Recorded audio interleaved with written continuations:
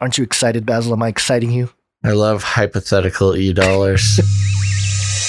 The world is getting crazier. People are acting more and more insane. The end of the world is tomorrow. Tomorrow. There's only one thing to do when the world is falling apart. Listen to Basil and Gonz as they discuss this week's news and events through the lens of Bible prophecy. You are listening to Canary Cry News Talk. You're listening to Canary Cry News Talk. Today is May 7th, 2021. This is episode 334. And today, anti-poke babies. That's right. And razzle dazzle, I'm your best buddy Basil.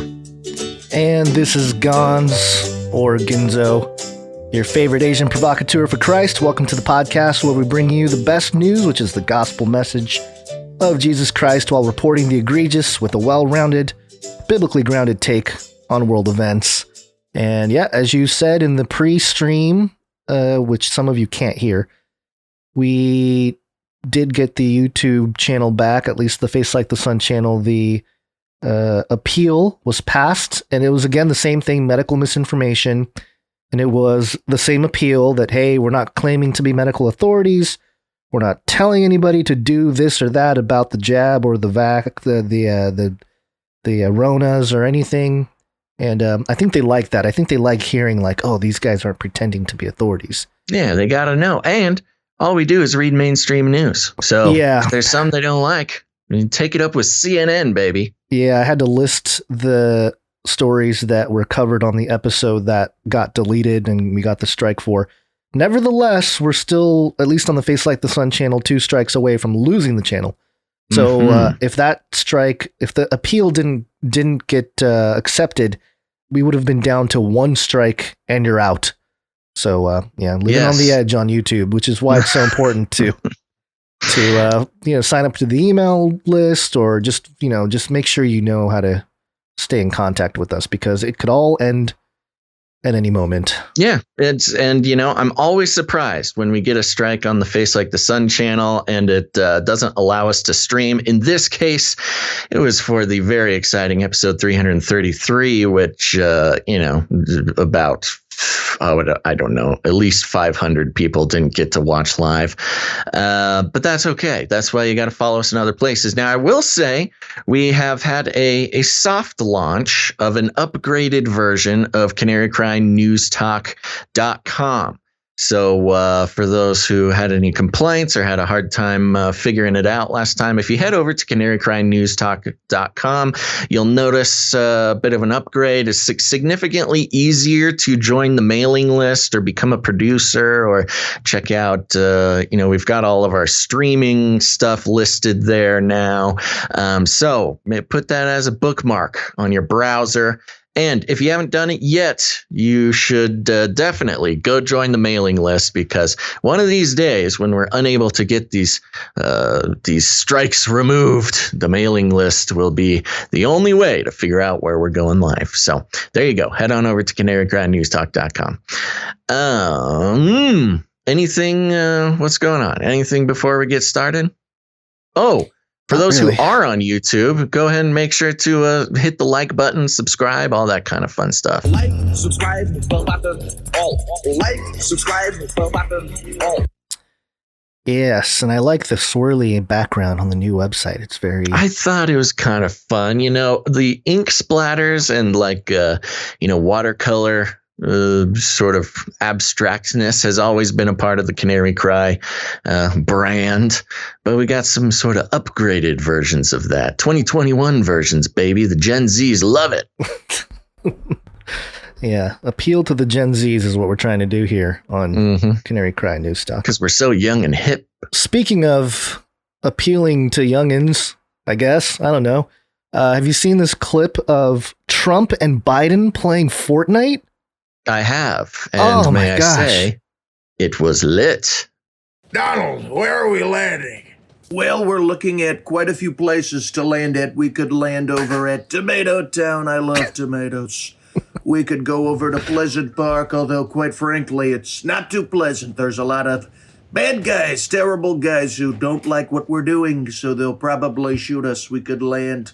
I wish they had Dusty Divot or Tilted Tower. We could land over there, but they got rid of that. So sad. Terrible thing to do. Hey, Donald, you gotta hurry up, man. The time's coming out, man. Come on, man. Donald. Not really the best Biden impression. No, the Biden is really bad, but I really like the Trump. Mhm. And I just like the idea of, rival presidents playing Fortnite. Yeah. I think it can bring people together. It's Well, video that's games gonna in be- general. That's going to be how elections are held in the near future here. That would be very strategic. I think it'll be strategic. Wow, Just leave it there. strategic. Okay. Yes. You know what? I just want I want a president who can pwn noobs and get the trophies, and he has a lot of loot boxes. Yeah, I don't even know what you said there. Something about noobs. Yeah. Language changes, and I can't keep up anymore. I feel old. It's okay. That's why I'm here for you. Yeah, although it's going to start leaving you too. You're not like that much younger than me.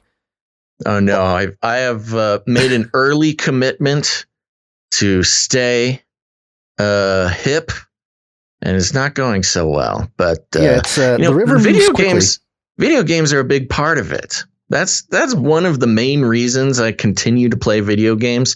It's because someday when I have children, I'm gonna need to be a good example and be able to. I mean, in the future, by the time I have kids, that's going to be like the only way that we're able to spend time with our children and get their respect. So if I want the They won't- respect of my children, I gotta keep my skills sharp. Because I remember Do you want when dinner? You better show up to that online gaming session we have. Well, And when then- I was a kid, I was, of course, into video games. And there was much of my early video game life where my father, who still had some leftover skills from playing, Mario on the NES, Yeah. and it was impressive. It was cool. He knew this little secret. He got me like infinite lives once, and it just gains a lot of admiration towards a father. But now, when we started moving into Super Nintendo and Nintendo 64, and I surpassed my father's skills in video games, there was sort of a mythical moment where I knew that I had defeated my father in video games. And My father tried to play Mario one time, the original on the Nintendo Mhm. NES there, and every time he died, he would say, "Oh, I'm broken. I broke. I broke." And I was like, "You died, Dad. You didn't break anything." He kept saying he's broken. I don't know kind what of a cute ESL type of situation. Yeah. It's both language barrier and understanding what video games was barrier. Although I got in trouble one time. I played so much. I think it was Ninja Gaiden. I think it was a ninja game. Yeah, it was a good game. I played so much, and my grades started slipping. So had the NES taken away from me for a little while. That was a big traumatic moment. Yeah, you must Anyway. not be a dishonor. Yeah, yeah. Just a couple more fun things here. This is more of a visual clip, but this is Biden from his address a few days ago. I don't know if this is edited, but it shows Ted Cruz, and he's clearly just falling asleep. It's again more of a visual. You're gonna hear Biden kind of yapping about his thing. It's over 11 million undocumented folks. The Yeah, he's vast talking. majority of here overstaying visas. Pass it. We can actually, if you actually want to solve a It problem, is really boring. I've sent a bill to take And there's a close Ted look at Cruz it. trying to keep his eyes We have to open, also looking have to get at around. the root problem of why people And are back to fleeing, close. particularly to our I found that funny. I don't know. No, that is a power move. I'll tell you what. Just with his eyelids, I'm going to show it again here. I've sent a bill to Well, he's take doing a the close look at it. church sleeping, the church We have nap, also where to get at the root as long as you problem of keep why your people are spine fleeing, particularly and your to neck our social- completely erect, you can kind of close your eyes without somebody else seeing. Would have been great if you had that little thing, where your head starts falling forward and you jerk back, and it's really upsetting. Or the snore, the snore wake up. thing you do? Of course. Yeah, Oh, I've done that. I did that in college in like an auditorium where there's like 1,000 people. And it was after a morning swim practice. I was really tired. I fell asleep. And then I did like the waking up, and Yeah. I didn't know what was going on, but then everyone was laughing and making fun of me, including the teacher. A very embarrassing moment. Yeah. Thanks for sharing all that. It's I don't know. I think that was a great moment. I think that happens a lot more than we think in that chamber. I think I think senators are taking little naps all the time, or Congress people rather. Yeah, and of course with as I saw recently in a headline, our delightfully boring president, which apparently is a huge relief to people. Yeah. Well, like I told you, it was the whole Biden thing is to get everybody to go back to sleep. Yeah, go back to bed, everybody. Stop, being aware of all the stuff, everybody. Everybody just go back to sleep. Gentle, gentle. Ooh. Sorry, I need my microphone might fall today. Good. I'm just trying to makes for good radio when stuff like that happens. Isn't this nice? All these extra noises coming from my side. In the meantime, I'm going to show this clip of Starlink. A bunch of people were filming Starlink over the last couple days. I think it might have been yesterday. Mm-hmm. And I got to say, it is very crazy to look at. I mean, I counted the number of satellite strings here. There was 60, but a lot of clips were people saying like, what is that? Oh my gosh, it's aliens, bro. It's aliens. And there is a part of me that thinks like, is the whole Elon Starlink thing just an excuse to just, release the UFOs, release the technology, and just, make it sound like, oh yeah, they're giving us internet, but it's actually, a bunch of aircraft UFOs that we've had for a while. That could be it. I don't know if that's necessarily any crazier than what it actually is. But you see these videos, they're pretty incredible, just how bright and how obvious this is. Yeah. And can you imagine in, maybe 30 years or so when they've launched thousands of more and just the whole sky is moving like that all the time? Well, that's what I was going to say is that, and we've talked about this before, but eventually, it's not going to be a thing to be able to look out, there's only going to be a few places, or maybe not even anywhere around the earth where you can actually look up at the stars at night, because all you're going to have is all these satellites moving around, allegedly, beaming internet down, and everybody will be in virtual space. Yeah.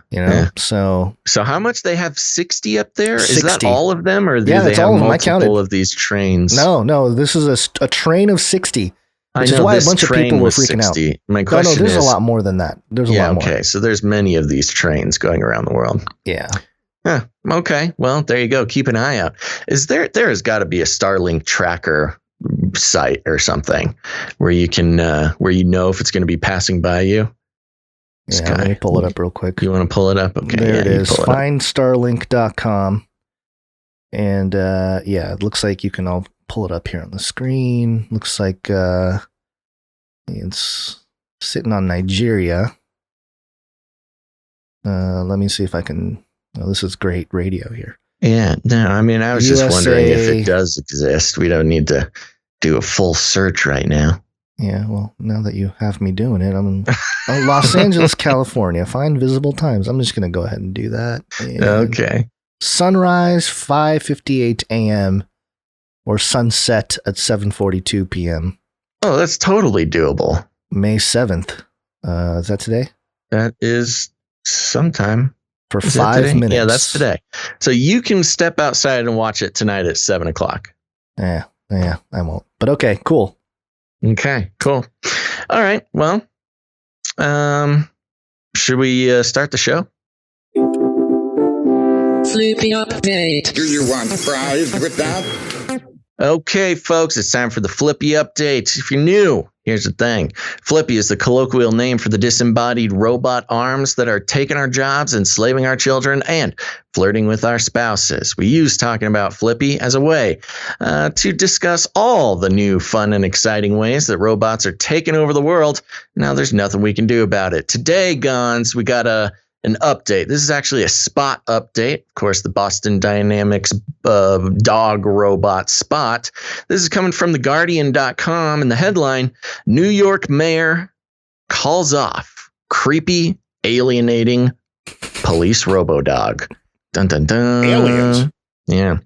New York Mayor Bill de Blasio has ordered a controversial robot dog undergoing trials with the city's police off the streets, and a $94,200 contract with creator Boston Dynamics canceled. Canceled, Boston Dynamics. The robot canine named DigiDog is to be returned to its manufacturer following outrage tied to calls to cut police funding and law enforcement access to military developed or surplus hardware. De Blasio voiced that he is, quote, glad the DigiDog was put down. A city government spokesperson added, quote, it's creepy, alienating, and sends the wrong message to New Yorkers.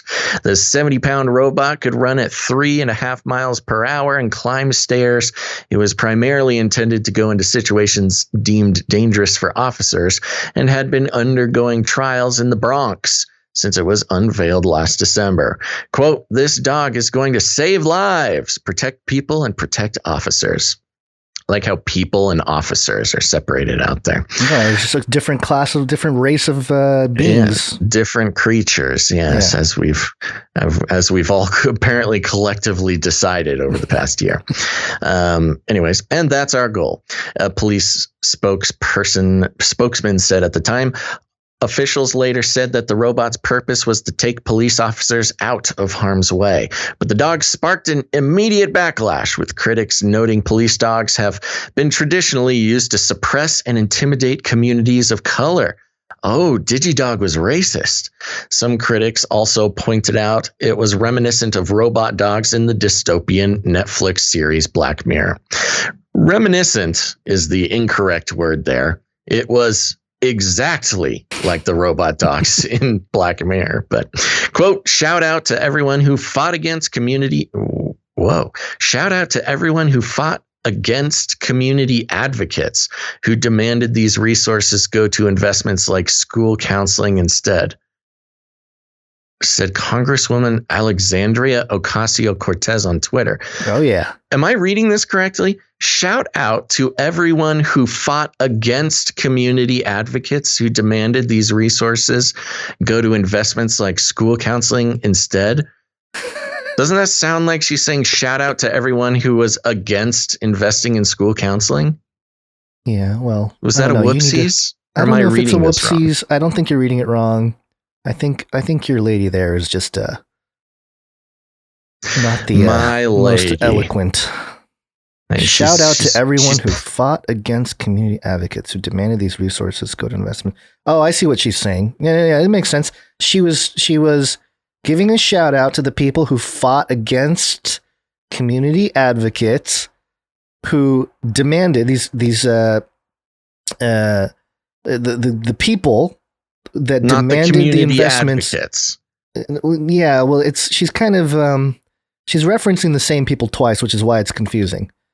So she's not saying that the community advocates demanded resources or demanded the robots. She's saying the community advocates were the ones demanding resources go to investments like school counseling instead of the robots. That's what I'm saying. Yeah. But she's giving a shout out to everyone who fought against the community advocates.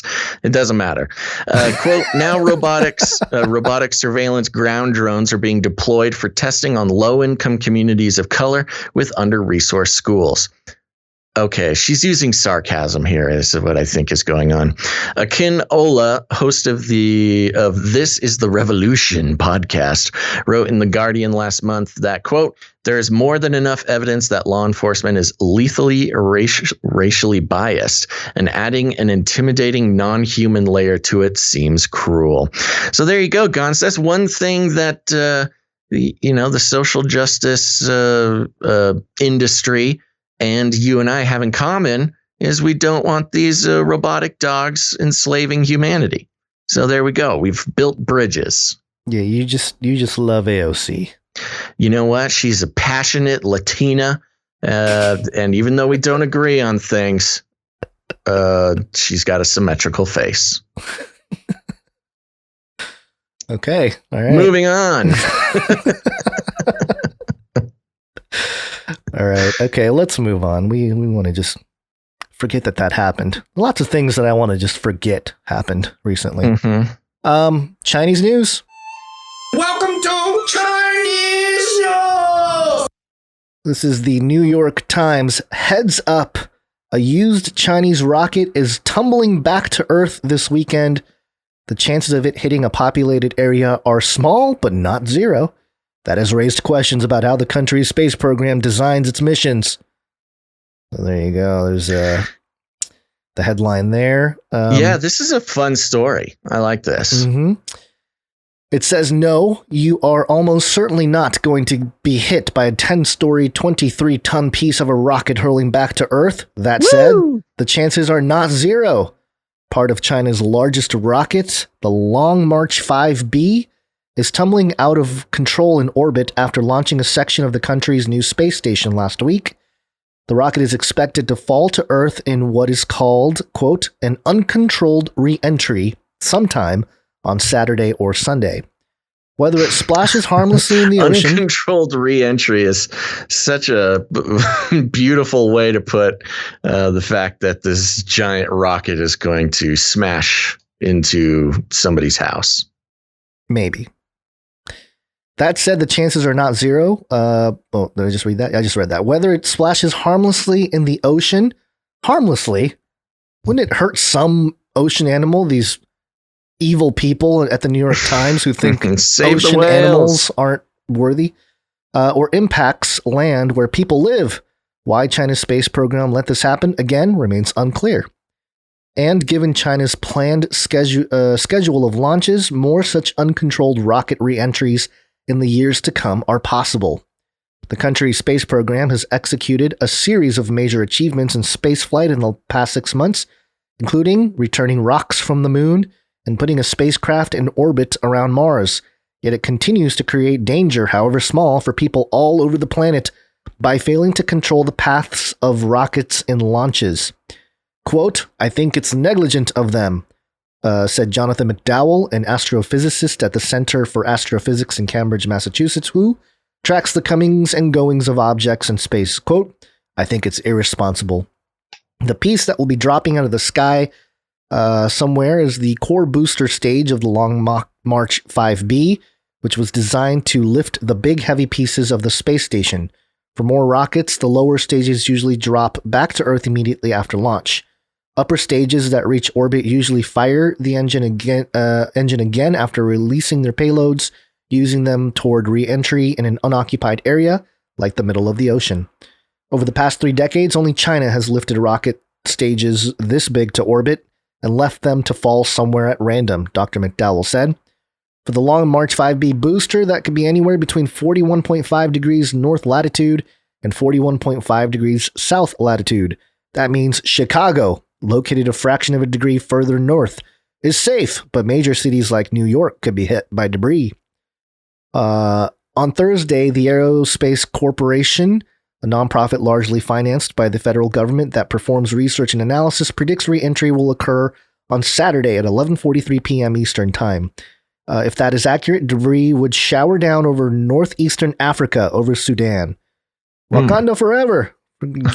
Forget America. Let's just destroy Africa. Uncertainty over time, give or take 16 hours, the location remain large. A day before, Aerospace's prediction put re-entry more than 1 hour earlier over the eastern Indian Ocean. When the booster burns up, depends, for instance, on the sun. A rise in the intensity of the solar wind, charged particles spewed out by the sun would puff out Earth's atmosphere, increasing atmospheric drag of the rocket booster and speeding its fall. The tumbling of the rocket stage also complicates calculations. The U.S. Space Command and Russia's space agency are both tracking the rocket core. The Russian statement noted that the re-entry would not, quote, affect the territory of Russian Federation, which is good. That's all they care about. The Space Command promised regular updates ahead of a potential re-entry. Because the booster is traveling 18,000 miles per hour, a change of minutes shifts the debris by hundreds or thousands of miles.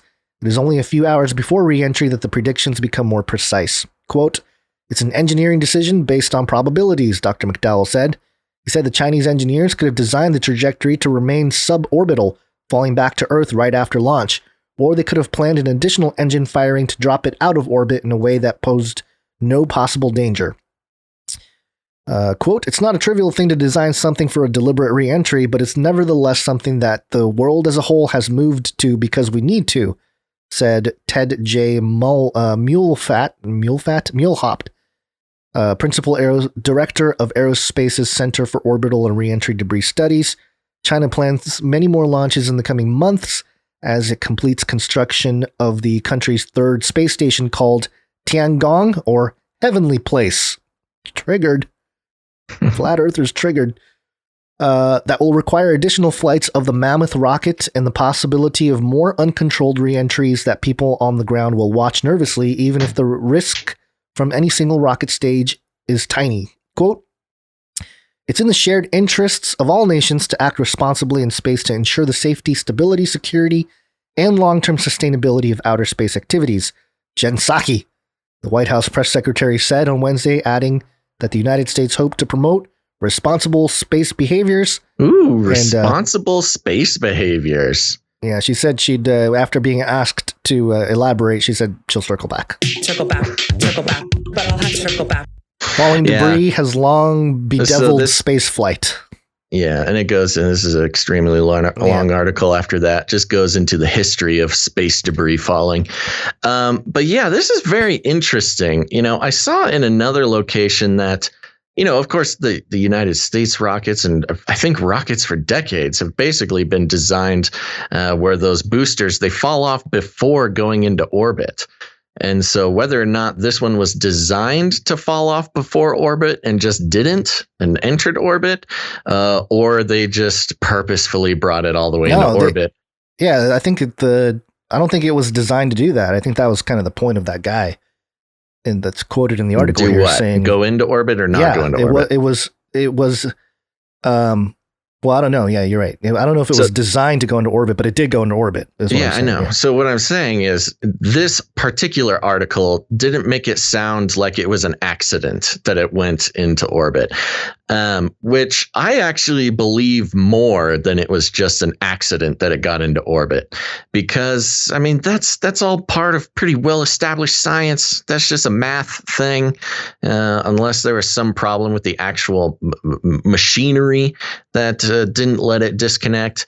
This seems, they're giving the impression in this article that it was on purpose that it went into orbit, and which kind of just, I mean, I don't think would surprise anybody that the Chinese would do something that seems sort of reckless as far as the safety of any other country but their own, for the purposes of progress. Maybe it just hit the firmament. What if this was a secret, you know, I don't know, just to get, you know, wacky about it? Again, it seems like it would be much, I mean, the science is established as to how to not get these things in orbit and have them roll the dice on where they might fall back into Earth. So it seems purposeful, but if you want to take it one step further, maybe it's a disguised, a camouflage way of dropping missiles or bombs on a certain country.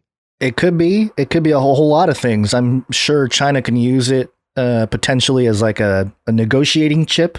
You know, like they have 24 hours. You know, we have space debris coming down. Hey, you send us 1,000 Bitcoin, or else this rocket might fall onto your country. The other thing that's kind of interesting is that what if this is, it's maybe not this particular one, but as we kind of pay attention, because, you know, the article, the New York Times is making it sound like this is going to be a problem moving forward. These Chinese rockets are just going to continue to fall randomly all over the planet, and it's going to be an issue long into this decade or something.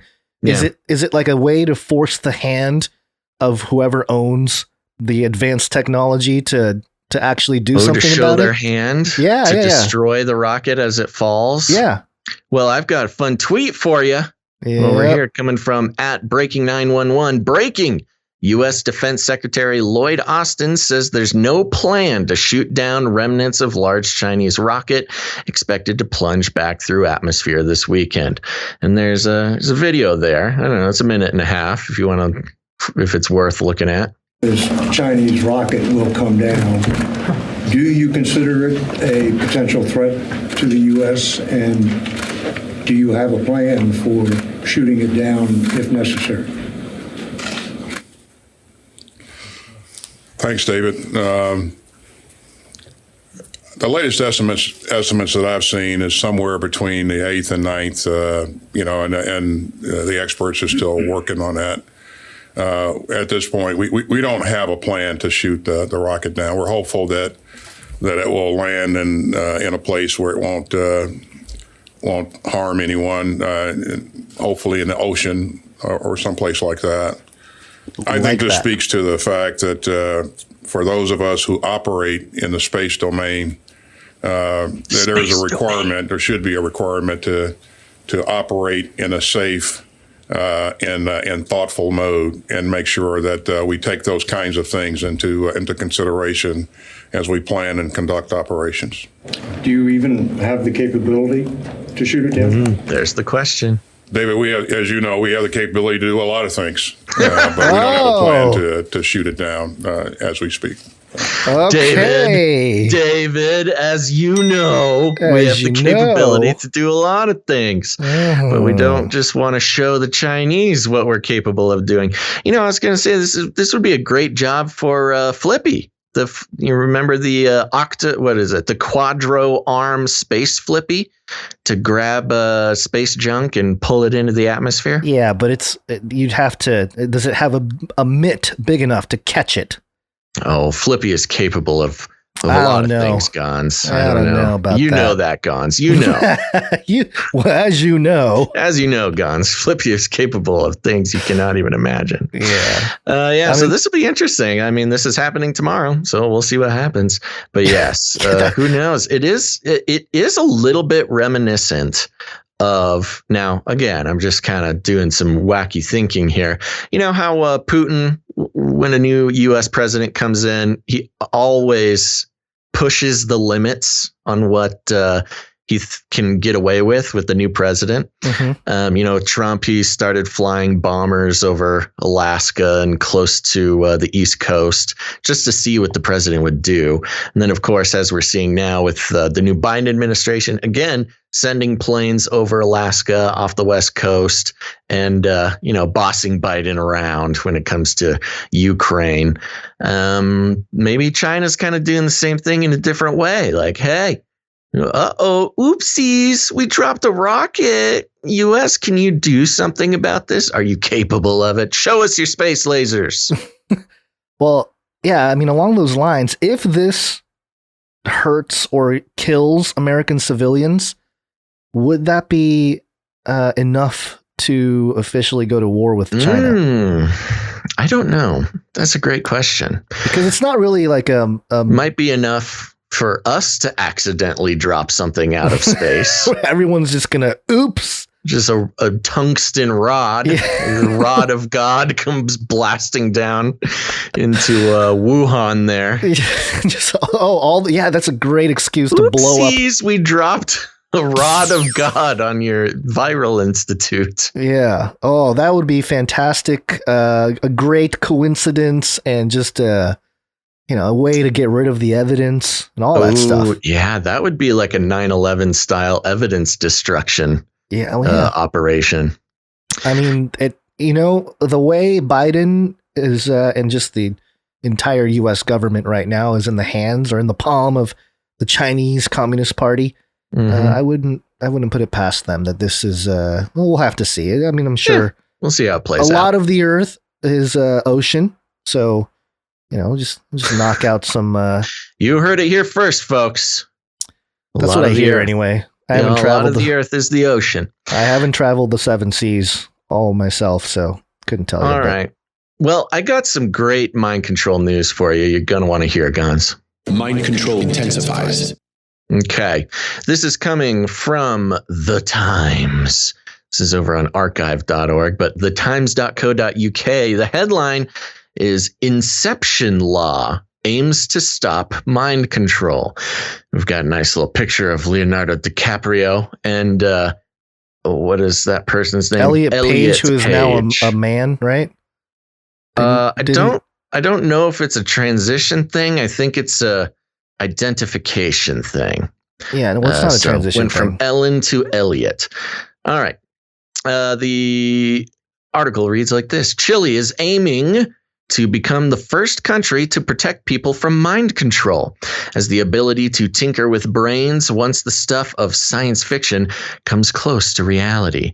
Guido Girardi, a senator, is leading moves to ensure Chileans' neuro rights. You know, I think we touched on this We did a while back, but this is a little update for everybody. Yeah. Guido Girardi, a senator, is leading moves to ensure Chileans' neuro rights are enshrined by law and that the Constitution is reformed to recognize the need to protect, quote, fundamental human autonomy. In a prediction that echoes the plots of Hollywood films such as Inception, in which Leonardo DiCaprio plays a thief who steals information by infiltrating his target's subconscious, Girardi has said that the science, if unregulated, could threaten, quote, the essence of humans, their autonomy, their freedom, and their free will. He added, quote, if this technology manages to read your mind before you're aware of what you're thinking, it could write emotions into your brain, life stories that aren't yours. Wow, he's really taking this to the end game. It's not really science fiction anymore because of, like he said, the technology. We reported on the story years ago. I think it was like 2014, 2013. Yeah. When they were able to implant memories into mice, into mice brains. They've done it to mice and slugs and so all it's sorts of already creatures. a thing. Yep.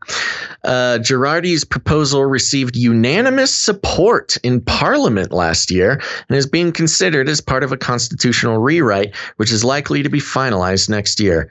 Wow. Good job, Chile. You're on the list. Chile. You're on the list of possible places to migrate to if things go really south. The impetus has been the rapid advances in technology driven by efforts to beat disorders such as Parkinson's disease and epilepsy. Researchers have been testing methods to access and manipulate brain activity, but supporters of the technology say that it has the potential to help millions of people. In the United States, an initiative backed in 2013 by President Obama called Brain Research through Advancing Innovative Neurotechnologies, is seeking to understand more about the causes and possible cures for brain disorders. The American tech billionaire Elon Musk is another prominent backer. He owns Neuralink Corporation, which is claimed to have has claims various. Hold on. He owns Neuralink Corporation, which has claimed various breakthroughs by implanting sensors in the brains of pigs. Okay, just a little typo there. Okay. In one experiment. You want me to play the jingle or not? I gave you some time. I know. I didn't know if that was you were doing it here. Typo. In one experiment an American tech. Nope. What is happening? In one experiment designed ultimately to help people with paralysis to use a computer or phone, the monkey was shown. Okay, we already know about Elon. This just ends as an ad for Elon Musk. Musk has also suggested the possibility of developing what he described as a save state for the brain. So if you were to die, your state could be returned in the form of another human body or a robot body, he said. You could decide if you want to be a robot or a person or whatever. Scientists have stressed that such a concept is not currently seen as remotely feasible. Yeah, well, there you go. Guido Girardi got unanimous support for his free will anti-mind control. Not only are they just thinking about writing it, as a law, putting it in legislation, but actually doing a constitutional rewrite. So they're taking it very seriously. Now, my question is there something in the U.S. Constitution that could, that does a similar thing just within the way it was written now, You mean a currently written thing? Yeah, as currently written, is there something that protects the mind of an individual? I doubt it, because the First Amendment barely protects free speech. If there's anything protecting the mind, I'm sure it is as impotent as the other constitutional amendments. Which is part of the discussion here, where I've been on this HARP train, if you will, for a long time. HARP train, yeah. Where even during like the Trump presidency, when everybody was stoked about Trump being elected, my whole thing was like, great, but nobody is talking about the technology that's not only affecting us already, but moving forward. There's no oversight. And clearly that was partly for rolling out the Rona. I think that was part of the deal of not having any kind of oversight or discussion, because they had plans to roll out the whole pandemic situation. But in terms of the mind and the brain and all that, again, there's nothing. So I'm actually very interested to see what Chile does, if there's going to be any pushback as they move forward here. I know there's unanimous support now, but could all they need is like one guy to get a lot of money from Elon or something to start a campaign against such a move in the Constitution. But again, it speaks to, okay, if there's nothing that protects us from this kind of thing in the United States, legally, at least in the legal world, do we need to go back and revisit the U.S. Constitution so that it addresses some of these issues of autonomy and privacy and stuff like that? Yeah, of course we do. I mean, it's obvious that we do. Now, an interesting thing, they're calling it a constitutional rewrite in Chile. Mm-hmm. And I don't know exactly how their constitution works. In the U.S., it's not a rewrite. You just introduce some other amendment. Right. But interestingly enough, the Constitution, how it works in America, is kind of got a blockchain vibe, in that you don't necessarily delete amendments, at least as far as I know. You just add another amendment to change it. It's sort of an immutable record, if you will, of rights or whatever you want to call it. But yeah, I'm surprised that we have not heard more about someone doing the same thing in the US, while at the same time not surprised, because you have tons of companies who are, and not to mention the government, who don't necessarily want to be barred from mind control. And then at the same time, what would, the language look like? Right. Because, yeah, if you want to talk about mind control in a broad sense, advertising is mind control. Yeah, exactly. Yeah. So does it have to have some kind of physical touch point? What? There was a candidate. Ooh, I'm having to reach back deep into the filing cabinets here. But there was a candidate running who was listed on the list of candidates. I don't think they ever got a lot of attention. I think they put in their name for president, who specifically mentioned they want to stop, voice to skull technology. Oh, right. Do you remember that? I do remember that. Hold on. I believe. Oh, you know what? I think it was a senator. Somebody was running for Senate or Congress, and specifically in their paperwork to become a candidate, they made a huge deal about wanting to stop voice to skull technology, which was, I think they were either with the Transhuman Party, or they were like a Tea Partier who was against Transhumanist Party, something like that. I'm sorry I'm being so vague. I'm just reaching so far back in my memory banks. I can't remember much about it. Well, Ron Paul looks like or I don't know, maybe it was on his forum or something. People were talking about it back in 2008, the voice to skull technology, which has been, again, a well-known technology that the U.S. has had for a while. Yeah. And I'm sure they've abused it, or, we know they've abused it in foreign wars, pretending to be Allah and stuff like that. So, it's, again, I'm just saying, when is a politician going to make this part of his platform and usually with the way politics operates, it'll be a little too late, I think. By the time we get to the it. problem is that you sound like a nut job if you were to start talking about this as a politician. I guess, but I mean, in that regard, I suppose, someone like Elon being out there is a good thing. I help out the wife on a technology board. It's like a little, I don't want to give too much info on it, but basically I've been helping kind of the marketing and stuff like that for this technology thing that my wife is a part of.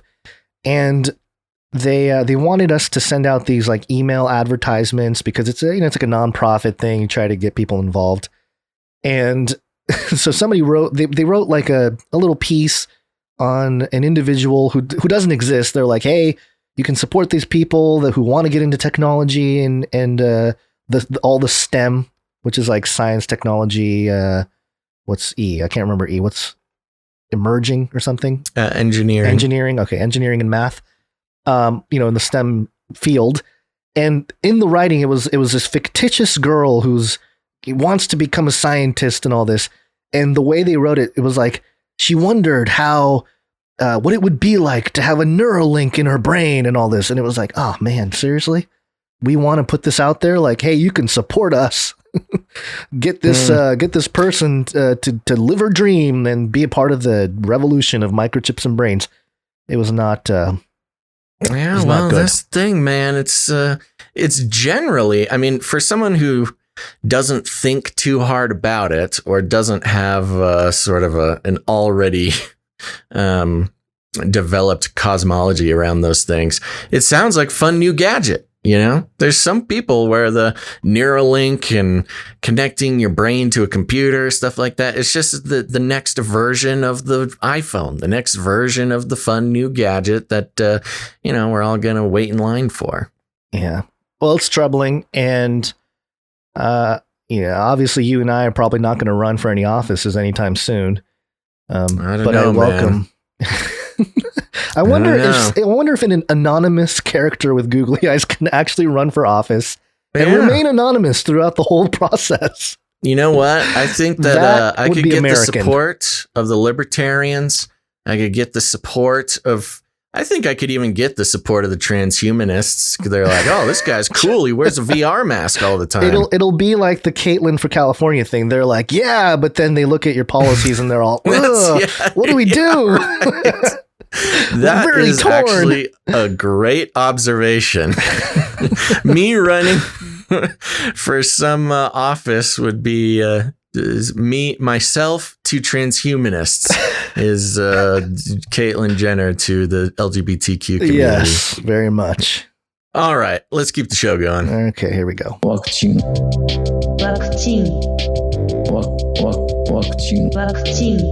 This is from goodmorningamerica.com. COVID-19 vaccines and kids. What we know so far.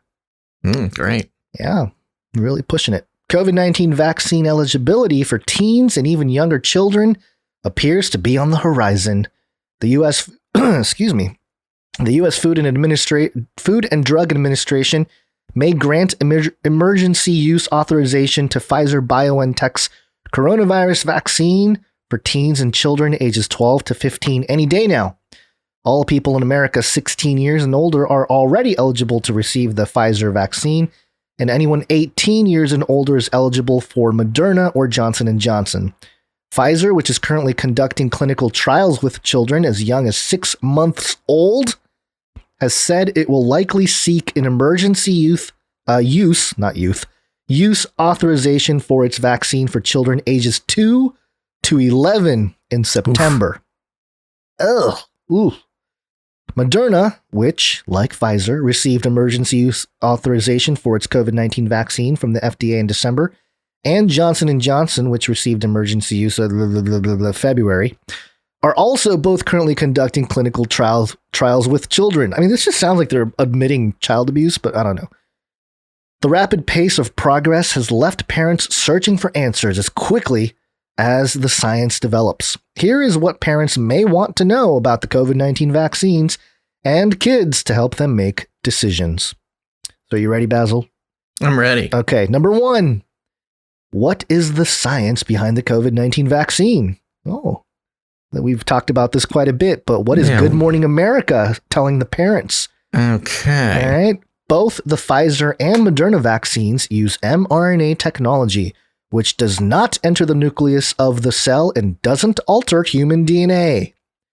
Instead, it sends a genetic, quote, instruction manual that prompts cells to create proteins that look like the virus, a way for the body to learn and develop defenses against future infection. The Johnson & Johnson vaccine uses an inactivated adenovirus vector, AD26, that cannot replicate. The AD26 vector carries a piece of DNA with instructions to make the SARS-CoV-2 spike protein that triggers an immune response. The same type of vaccine has been authorized for Ebola and has been studied extensively for other illnesses and for how it affects women who are pregnant or breastfeeding. Now, this is a little deceptive because that paragraph is separated from the Johnson & Johnson paragraph, but it's talking specifically about the Johnson & Johnson, right? Yeah. Authorized for Ebola, that method, not for the mRNA stuff, right? Mm-hmm. It just makes it sound like the same type of vaccine. Anyway, neither of these vaccine platforms can cause COVID-19. All right. So are you informed now? Haven't heard anything I haven't heard before. All right. Why do kids need to be vaccinated against COVID-19? This is point number 2. While have not been as many deaths from COVID-19 among children as adults. Okay, that's got to be a typo. Of course. Typo. Particularly adults in high-risk categories, kids can still get the virus, and just as importantly, they can transmit the virus to adults. The American Academy of Pediatrics reported this week that children now make up 22.4% of all new weekly cases, and over 3.7 million children have been diagnosed during the pandemic. Quote, there are really 2 big reasons why kids need to get vaccinated, explained Dr. Jenaffer Ashton, ABC News chief medical correspondent. I wonder who Dr. Jenaffer Ashton works for. She's got to be on a board for some big pharma thing here. Quote, one of them is that it is possible that they can be infected and then unknowingly pass COVID-19 to someone with a serious or underlying pre-existing medical condition, she said. And also, though it's very uncommon and unlikely, it's still possible that children infected with COVID-19 can become seriously ill or worse. We have seen that. Was it Ashton or Aston? Ashton, Ashton. Jenaffer Ashton. Okay. And the quote continues, it's important to think in ripple effects outside the box, Ashton added. Quote, it's not just your home environment that you need to worry about. Again, pretty common thing here. Number 3, will kids experience the same vaccine side effects as adults? Initial reports from the clinical trials say the vaccines were well tolerated, with side effects generally consistent with those observed in older participants, like fainting and people falling over and having menstrual, I don't know.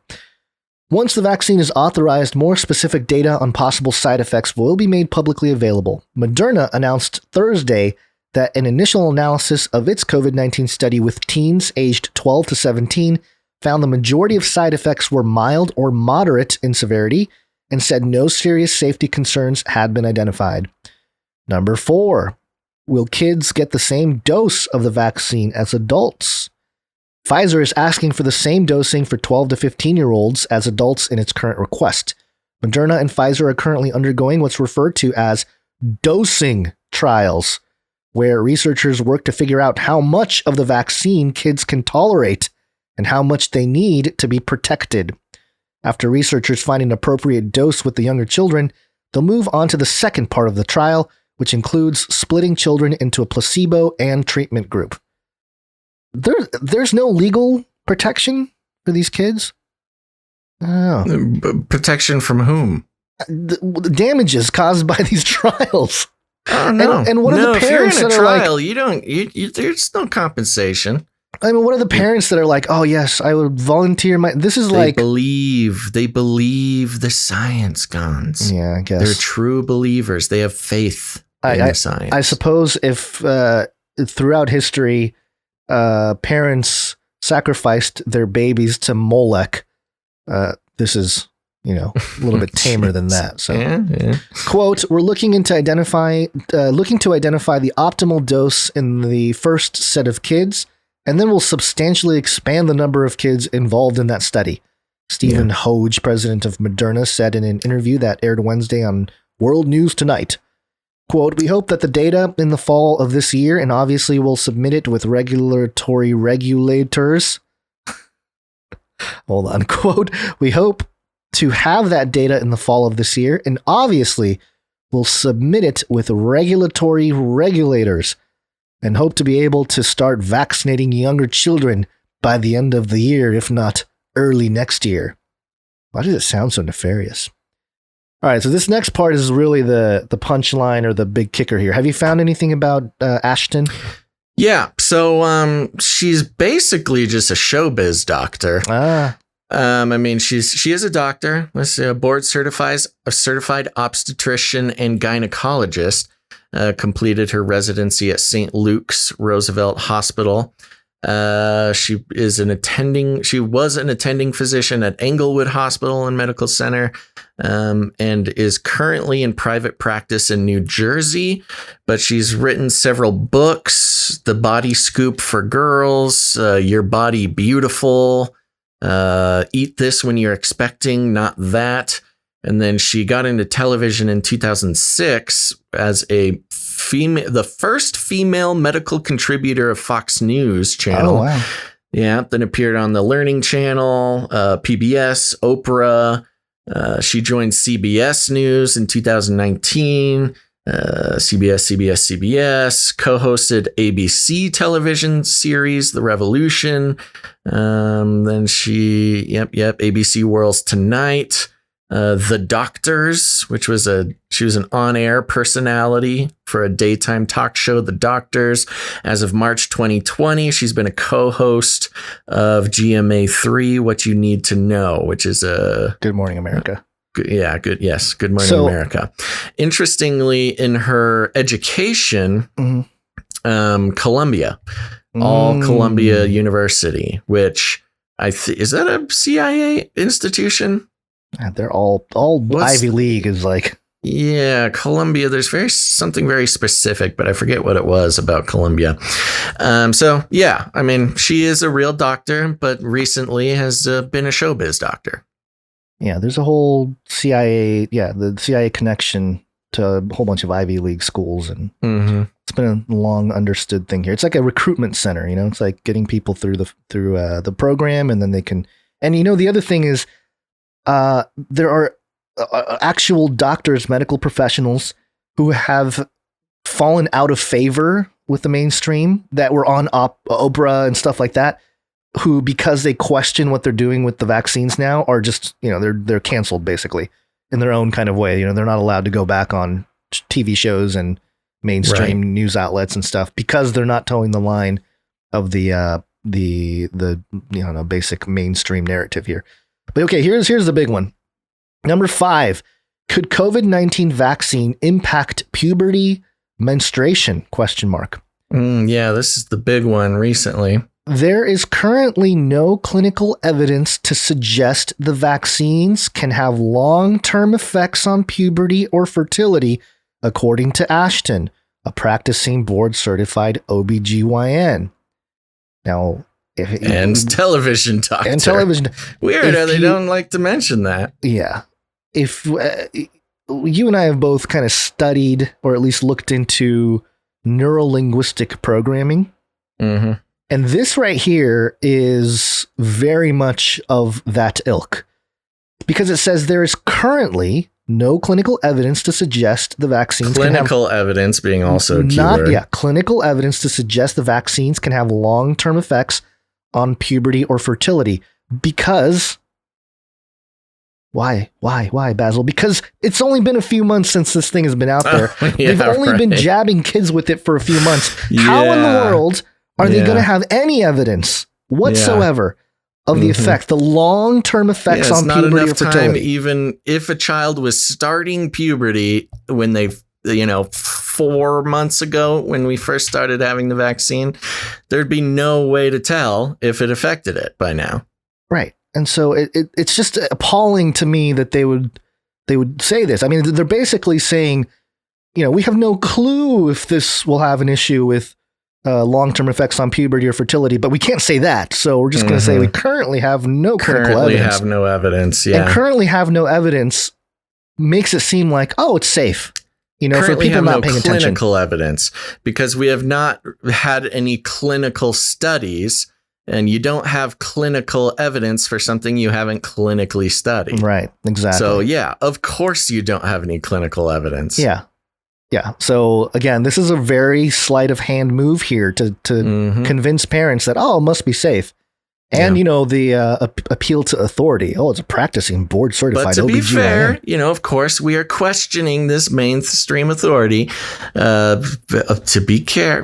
be fair, they're not necessarily lying, and we don't. You and I also don't have any clinical evidence. No, we don't. So no, we're not saying that there is, but just the way they make it sound. Of course, it just, it's a nice way to say they have no evidence whatsoever. Let me continue here. Here's an interesting little detail. Milky T in the Twitch chat. This is not clinical evidence, but just an interesting comment. My cousin is a hairdresser. All of her hairdresser friends are complaining about clients getting jabbed and color not taking in their hair and the hair being more brittle. That's odd. That is odd. Huh. Do you think it's a jab issue, or do you think that's a color dye supply quality issue? I have no clinical evidence to say that. I mean, the pandemic affected everybody in every sector, every business. That's a good point. Yeah, so it could be just lower chain quality. Might be a little flawed right now. Stop getting your hair dye from China.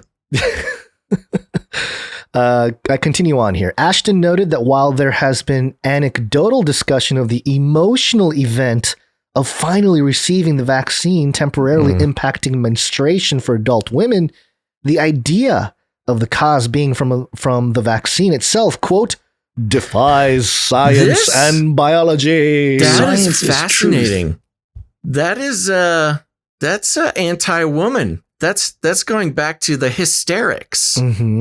These women are just hysterical after getting their vaccine that it's affecting their menstruation. That's a dangerous line for them to walk. I don't know. We might have to cancel them. Especially because they're kind of saying that, psychology isn't, they shouldn't be under the sciences. They're more in the woo. These women are just too emotional after they get the jab.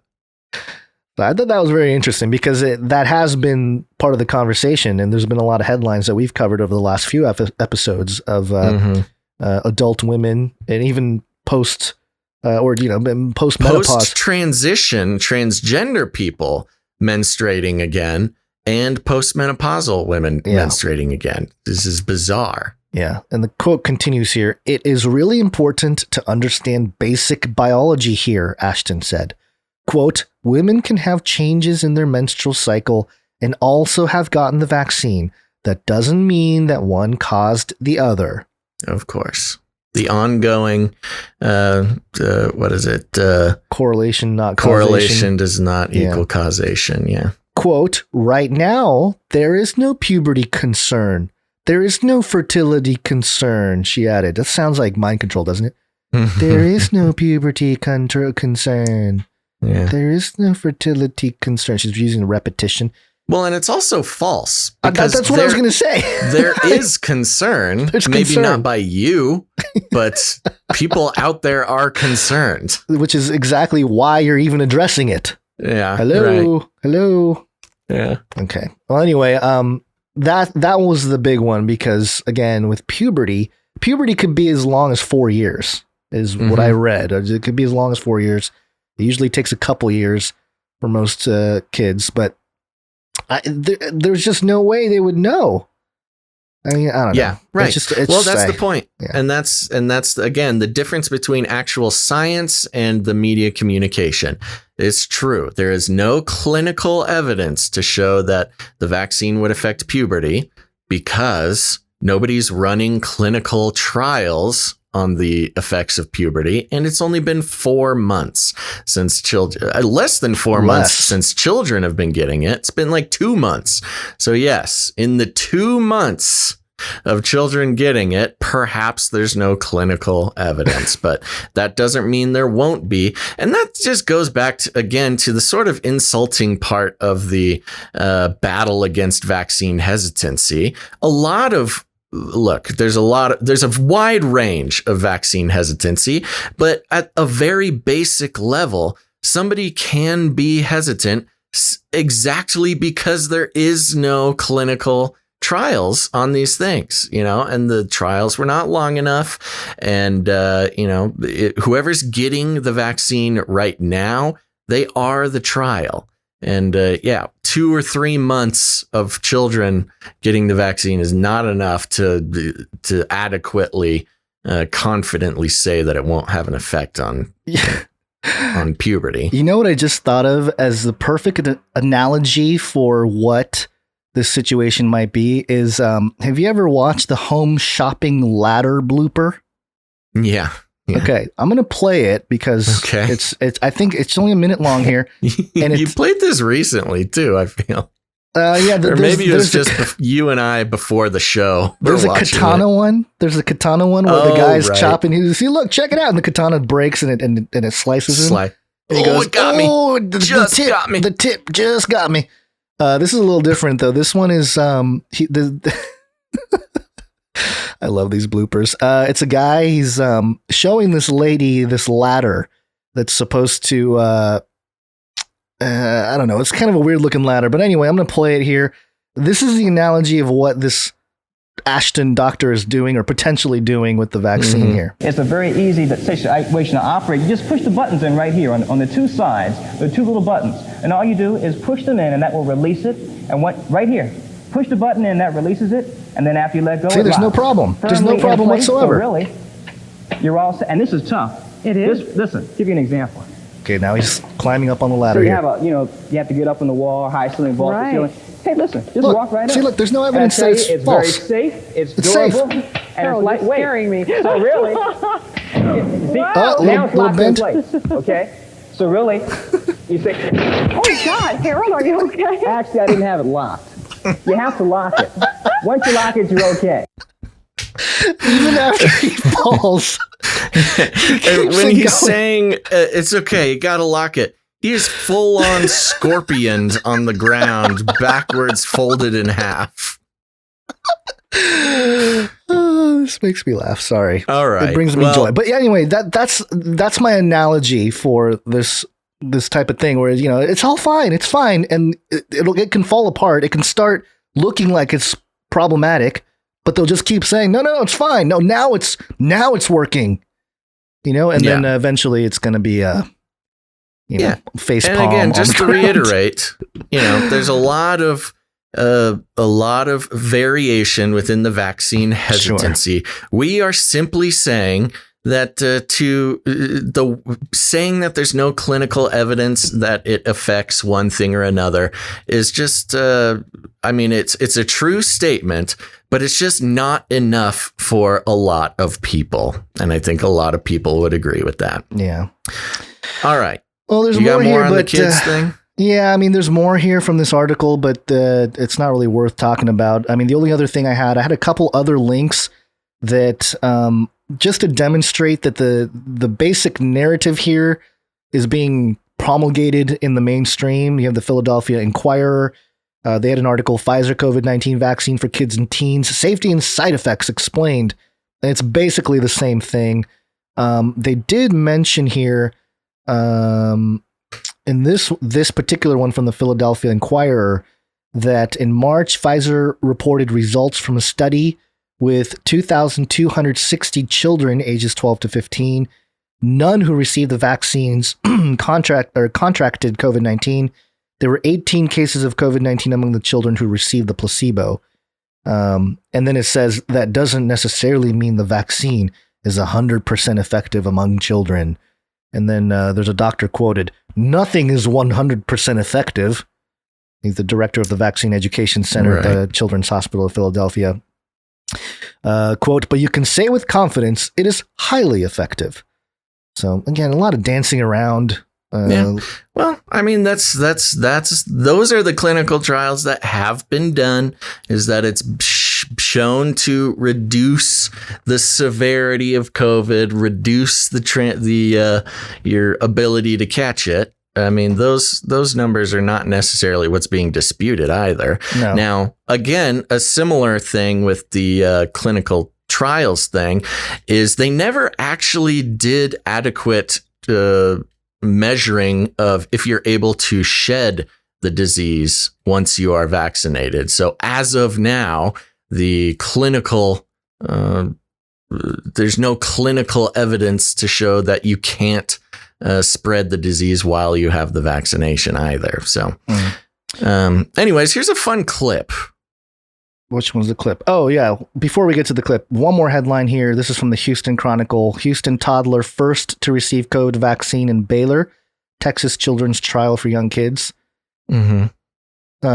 So, yeah, I mean, people are already receiving it here beyond just the trials, which is, and again, it goes through the same exact thing. And it talks about herd immunity, which I thought was kind of interesting, that they're really pushing this idea. Are we back on herd immunity exists or doesn't exist? I forget what the official science is nowadays. The official narrative now is that the only way to get it is with vaccines. You can't just naturally come to herd immunity. Dang. So thousands of years of human beings getting diseases and diseases spreading and then dying out is not because of natural herd immunity? Yeah, this is the part I wanted to read. So in a subsection here in this article, on the way to herd immunity, it says vaccinating children is key to reducing COVID-19 infections, children's health experts say.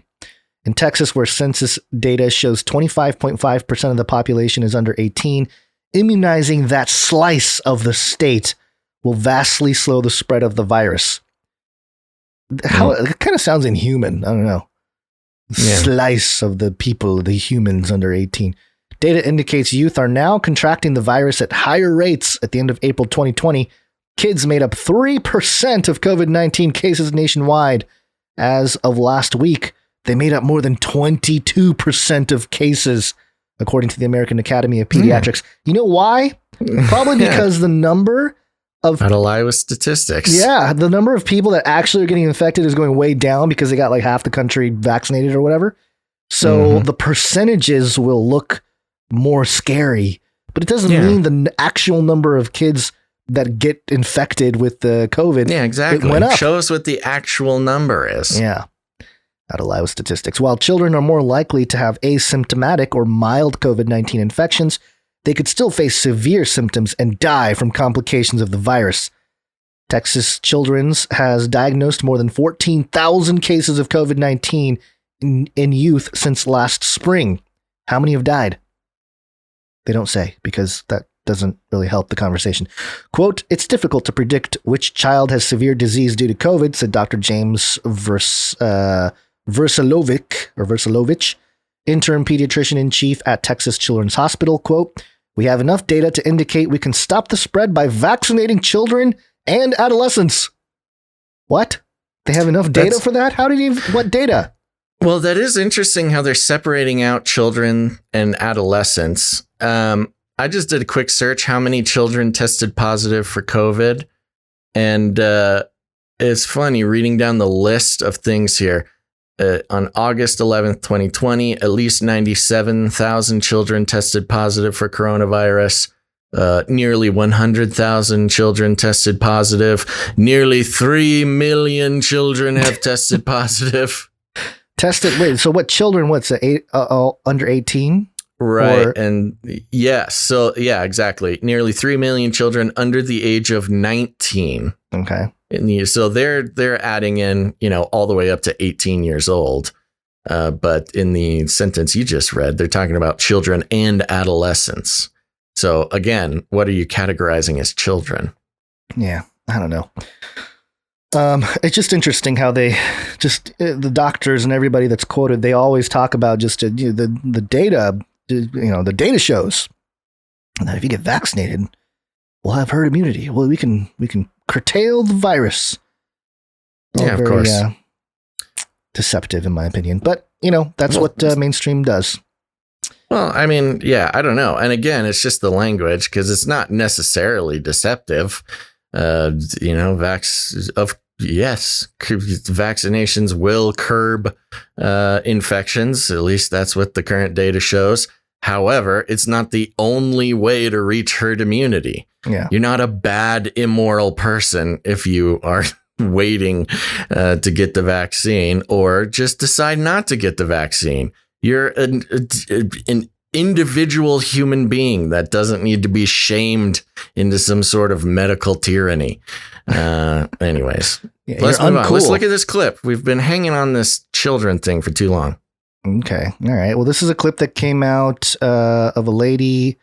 I guess she's a nurse or a medical practitioner, pharmaceutical lady. What's the caption here? She's a pharmacist, I think. Chemists and doctors are questioning the corrupt narrative. Watch as a sealed up vaccine. Interesting how they use the vaccine.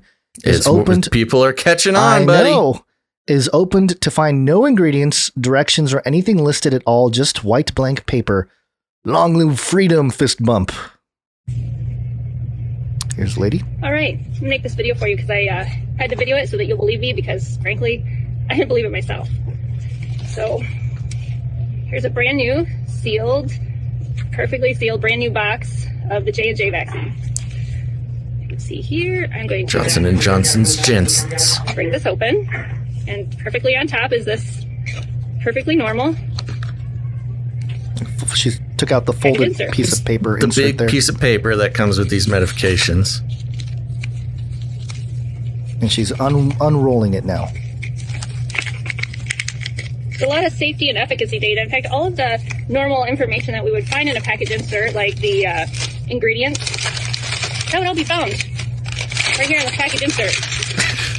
She's unwrapping a completely blank piece of paper. Must be magic. It's all blank. The whole thing. Except for this part. That's the only thing not blank. There's one square. Are you kidding me? Yeah, the part of the paper that is on the outside of the big, folded up piece of paper that would give you the impression that it is not blank until you actually open it. And it's just got some QR codes and stuff. But yeah, this was weird, man. This was pretty weird, man. Yeah. Have you ever tried to read these? That's the biggest one I've ever seen. It starts out humongous. That thing's like a poster. An inch wide by maybe 5 inches long. And it's about an inch thick. And she unfolds this thing like some sort of magical map that, it's got like about 100 folds in it. And it's just a completely blank piece of paper that's, about 2 feet by 4 feet, maybe. Yeah, pretty weird. There's a couple of ways that this could be. Either they just wanted to save money and didn't actually print things on the paper and just figured nobody would open it up, because it is an intimidating stack of folded paper. Yeah. And I'm sure, most of the time people don't open that up. Doctors, they're just getting into the box for the medication or the vaccine and don't bother looking at all the ingredients and stuff. Yeah. And also a lot of times with the pieces of paper like that, it's got a lot of the liabilities written on there, a lot of like legal language, right. And they usually Side have effects. And they usually have it in multiple languages, which it makes it bigger. It makes it seem like a bigger document. They'll have it in English and French and German and whatever. But to have nothing, that is very strange. Yeah. Yeah, it's weird. It just seems deceptive. Like if there was some sort of reason why you wouldn't put it in there that's like not deceptive, why not just not put it in there? Yeah. And the other part of me thought like, maybe it's all digital. That's why there's Save ink people. The QR code, like, oh, just put a little QR code. If you want all this information, scan the QR code. You can get it digitally and you can read it that way. But why bother with the giant piece of paper and folding it up and putting it in there so deceptively? Well, they're like, we'll make it as thick and intimidating as possible. So they ignore it and just use the QR code. If I'm playing, if I'm trying to be the objective guy, there was a QR code, which you might be right. Maybe they're like, hey, we're going to save a little money on ink, but we already have these giant papers. We already have them. So let's just, to make sure the box is plush when you close it and stuff like that. I guess. It could have been just like I mean, the money you'd save on ink, I don't think. I know. Talking about a minuscule amount of cost. It could have been a logistic thing, but regardless, it is very bizarre. Still deceptive, I think. Yeah, I think so. The Broken 76 in YouTube says, my neighbor is a pharmacist. I'm going to ask him tomorrow. Yeah, if you can. The Broken 76. Ask anybody out there if you know a pharmacist or are a pharmacist, or maybe anybody in the medical. And if there's a good reason why this insert would be completely blank, let us know. It's big enough to be a blanket too. It's humongous. The piece of paper, that is. And the other thing, I lost it. I had it in my brain and it just slipped away. What was I going to say? Bummer. Yeah, I don't know. I don't remember. Anyway. Okay. Well, let's talk about shedding a little bit, shall we? Let's do it. Okay. I like how we paused. I paused for a second, like, okay, time for the shedding jingle. A pandemic special. There we go. Okay, so we're going to head over to PolitiFact, and this is this technically a fact check, or is this just a article? I think this is an article, but no, it says Facebook fact checks. It is a fact check. Okay, so here's a fact check, and it says debunking the anti-vaccine hoax about vaccine shedding. Now, right off the bat, I'm already a little triggered about the term vaccine shedding. I feel a straw man coming on, but let's continue. In April, faculty and staff at the small Miami private school received a letter telling them that if they chose to get the COVID-19 vaccine, they would have to keep their distance from students. A week later, one fifth grade student sent an email home to her parents from the school. The teacher is telling us to stay away from you guys, the student wrote, according to reports. We covered this story. The episode at the Centner Academy is the latest example of online misinformation seeping into the real world. School co-founder Layla Centner framed the policy as a matter of protecting the unvaccinated people from, quote, being negatively impacted by those who got their COVID-19 shots. Quote, we have at least 3 women with menstrual cycles impacted after having spent time with a vaccinated person, Centner said. The notion that the COVID-19 vaccines can be shed, like the coronavirus itself, is a conspiracy that has been created to weaken trust in the vaccines. Now, notice again, they're using the term conspiracy that has been created to weaken it. I mean, the term conspiracy is like a group planned secret plot. Yeah. So I think it's being used here as a term to mean crazy fake news, right. Perpetrated by Donald Trump. The anti-vaxxers colluded to come up with this thing to weaken trust. I think they meant to say conspiracy theory. At least use the correct derogatory phrase. Yeah, you also, can get the CIA memo. You can't use conspiracy theorists. That's our word. Moving on, has been created to weaken trust in the vaccines, said Christopher Zahn, vice president of practice activities at the American College of Obstetricians and Gynecologists.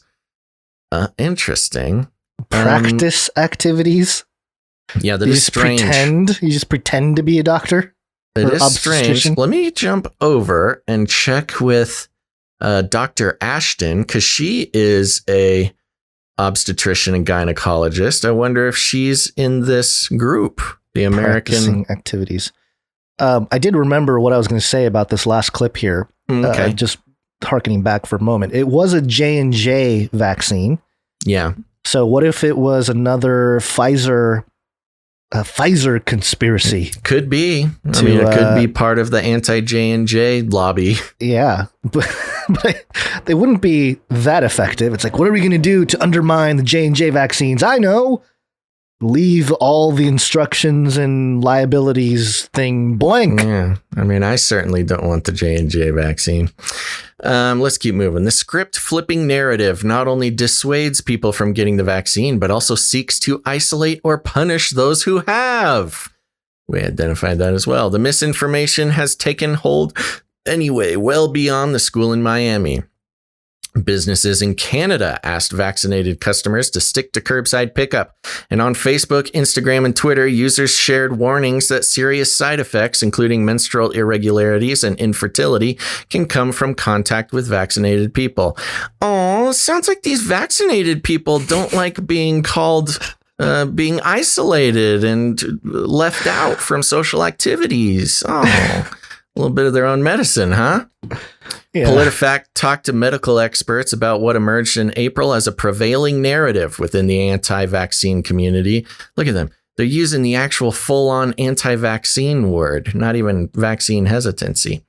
The claims about vaccine shedding are not only false, but also biologically impossible, given the construction of the COVID-19 vaccines. Okay. I can't wait to hear the science behind this. Quote, there is absolutely no biological mechanism for any COVID-19 side effects or vaccine components to shed to others, said Dr. Shruti Gohil, the Associate Medical Director for Epidemiology and Infection Prevention at University of California, Irvine. Vaccine components. Do you think that the spike protein counts as a vaccine component? Because there's no spike protein in the actual vaccine. It just, so, if we're talking, going back to, does the spike protein shed, that is technically not an ingredient in the vaccine. Right. That's very, good catch, because it could be that the whatever's in the vials of the jab aren't necessarily being shed or spread, but the spike protein itself could be spread around with pheromones or whatever. Yeah.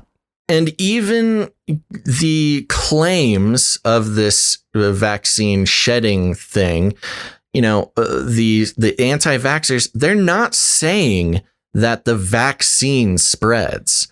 They're saying they've explicitly said, like, oh, there's some sort of hormone or pheromonal or spike protein shedding. Nobody's saying that the vaccine itself jumps from one person to another.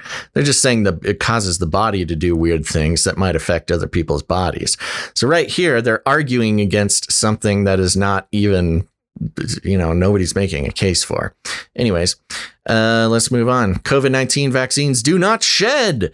The notice sent out at Centner Academy stirred so much controversy that a reporter asked about it during a White House press briefing, but the facts aren't up for debate. Oh, none of the 3 COVID-19 vaccines approved for use in the U.S., quote, can possibly affect a person, that's AFFCT, a person who has not been vaccinated.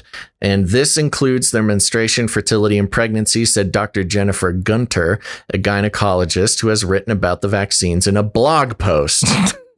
Okay. Fact check blog post.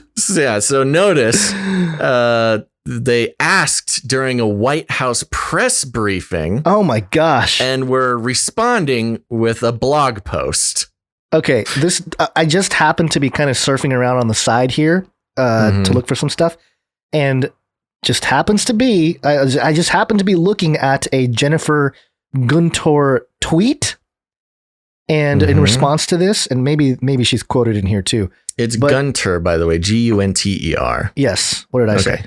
You said Gunter. Gunter. And her tweet is, "This is effing madness. Businesses saying vaccinated people need to only do curbside pickup to protect the women." And she has like screenshots from Instagram. Yeah. But her avatar on Twitter is less than appropriate for the show. Let's just say that. Really? Yeah, like woman part with an upside down question mark. Sounds fun. Yeah, but it's like vector style, so it's not like super obvious, but it's clinical. We can show clinical things, but no need. Yeah, she's a gynecologist, so there you go. Yeah, That's her money marketing. Her marketing is just okay. Anyway, go on. Okay, she says in the blog post, let me be very clear: the COVID-19 vaccines cannot affect anyone by proxy. Quote, in fact, the opposite is true. Oh.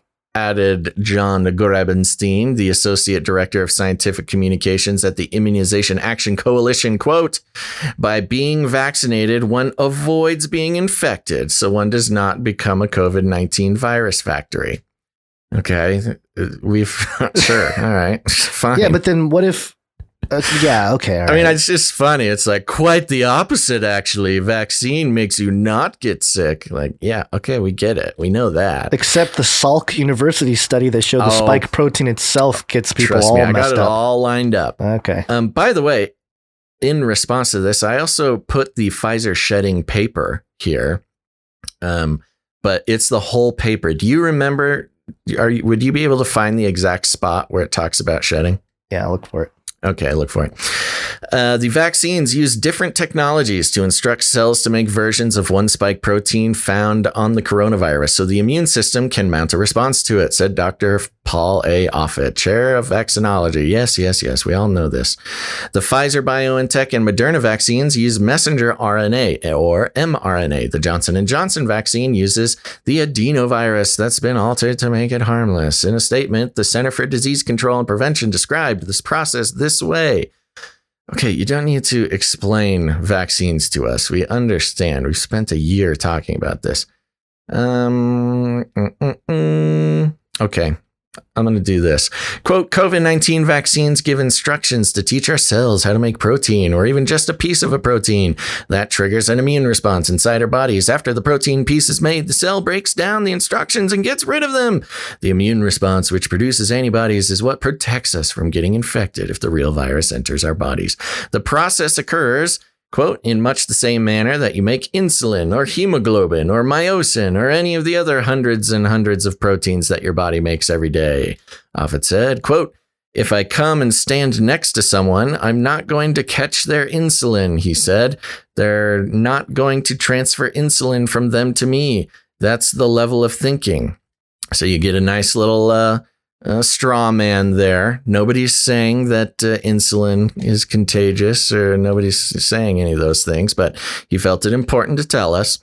Some live virus vaccines in history have shed the virus, though enough to affect others, including the oral polio vaccine and a rotavirus vaccine, experts said. The phenomenon known as contact immunity played a role in eradicating polio because one child's vaccination could inoculate others indirectly. In rare cases, the oral polio vaccine could actually cause illness. Okay, so they're taking a second to admit that it's not completely crazy, that there is historical precedent for this, but the oral polio vaccine has not been used in the U.S. for years, said Kelly L. Moore, deputy director of the Immunization Action Coalition, and none of the COVID-19 vaccines authorized in the U.S. are live virus vaccines. There's PolitiFact previously debunked social media posts that claims exposure to vaccinated people could trigger menstrual cycles and fertility problems in unvaccinated women, along with similar posts that said, oh, dang, we should probably see how they did on that one, but I bet it's pretty good. Along with similar posts that said the vaccines could cause death or disease in unvaccinated people by shedding. Further, there is, quote, absolutely no evidence whatsoever that the shots cause fertility problems, miscarriages, or menstrual irregularities in people who get inoculated themselves, Gohill said. Okay, so I guess, it's just a coincidence that miscarriage rates have raised so much in the past couple months. The thinking for some of the false claims about fertility in particular is that the vaccines can stunt the recipient's ability to get pregnant because the spike protein resembles a protein on placental cells called syncytin 1. But the two proteins aren't similar enough to trick the immune system into attacking the placental cells. Quote, there isn't molecular mimicry, Offit said. If there was, then people infected with COVID-19 would have experienced the same problem. Offit pointed to the phase 3 vaccine trials as evidence they don't hinder pregnancies. Pfizer and Moderna did not accept people who were pregnant into their trials, and they asked participants not to get pregnant. Offit said, but some women got pregnant anyways. 36 in total across the two trials, each of which enrolled more than 30,000 participants. Okay, so, I mean, they're just saying because 36 people got pregnant, then that means that nothing could go wrong because it didn't in 36 trials, 36 people.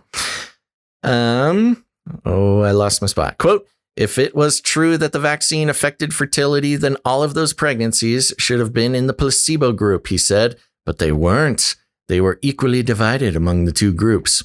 Isn't that just so convenient that the 36 were equally divided? What's 36 divided by 2? 18. It's 18, yeah. They were equally divided among the two groups, which is to say that the vaccines neither promoted nor negated your ability to get pregnant. Okay, I mean, just a pretty astounding coincidence that exactly half of 36 just happened to be in both groups. Yeah. Okay, sure. I guess we just got to take you at your word there. The trials didn't reveal concerns about the vaccine's impact on menstruation either, experts said. Some anecdotal reports of menstrual changes have since surfaced, but no study has identified the shots as the direct cause. Again, I know. The timeline on all this stuff is just so I know. infuriating. Well, it's like, this is just happening, but they're like, well, we don't have any studies for it. No study has identified this. Oh, this is interesting. They have a link on where they say no study. I'm looking at it, the Nebraska Medicine article. Nebraska Med, COVID-19 vaccines, irregular periods, and spike protein shedding. They're saying that there's no evidence that suggests COVID-19 vaccine are making periods irregular. Quote, some people reported on social media that the period after a COVID-19 vaccine was different or changed in some way from what they usually expect, says OBGYN Jenaffer Griffin Miller, MD, MPH. Quote, this was not identified in the clinical trials of the vaccines. There's also no biological mechanism based on how the vaccines work that would explain these occurrences. Your period can fluctuate for many reasons, including diet, stress, exercise, illness, and pregnancy. Nebraska Medicine OBGYN Karen Carlson, MD, writes about how pandemic stress can affect periods. Oral contraceptive and other medications can also change periods, especially if they change hormones. I mean, yeah, they just get into kind of the That's explanation. The funny part about these fact checks is like, no. See, the vaccine can't affect periods, but in case you didn't know, birth control can affect These periods. are all the things that can. Yes, having a baby can affect your menstrual cycle. Here's some other things that could do it, but in a nameless, we're just going to have this doctor just tell you, I was going to say nameless study, but not that I'm insinuating these doctors are nameless, but that's the funny thing about this PolitiFact article is they say, no, the vaccine can't do that. This can do that. This can do that. And here's a doctor saying that it can't be done. You know, just real quick, finish your thought there, and then I have a thing here. So go ahead. I mean, the point is that, again, they're just not doing a great job. People are asking for the science. We're asking for trials. And they're saying, no, there are no trials. And just listen to this doctor. No, we don't have any. Why would you need evidence? Just listen to this doctor. So this Nebraska Medicine article that's linked here. It talks about the Pfizer document. So I have the Pfizer document here. I'm going to have it side by side here. Okay. And it says in the Nebraska Medicine article on page 67 of this document from Pfizer, there's a section titled Regulatory Reporting Requirements for SAEs. SAE stands for Serious Adverse Events. In this section, the document lists events that should be reported, including various types of exposure. Quote, exposure just means that someone somehow came in contact with the substance being studied. And, quote, study intervention refers to the vaccine itself, the medicine intervention being studied. This document is not discussing viral shedding or even indicating that there's a potential for viral shedding. It also is not actually reporting adverse events. What? It's just telling healthcare providers how to document and track various types of potential adverse events. Okay, so let's go to the document and take a look. All right. So this is page 67 of the Pfizer document. Exposure during pregnancy, and EDP occurs if. An EDP is exposure during pregnancy. The bullet points. A female participant is found to be pregnant while receiving or after discontinuing study interventions. Male participants who is receiving or has discontinued study interventions exposes a female partner prior to or around the time of conception. So again, there's that exposure word, right? Mm-hmm. A female is found to be pregnant while being exposed or having been exposed to study intervention due to an environmental exposure. Below are examples of environmental exposure during pregnancy. And it's a sub point here. A female family member or healthcare provider reports that she is pregnant after having been exposed to the study intervention by inhalation or skin contact. Right.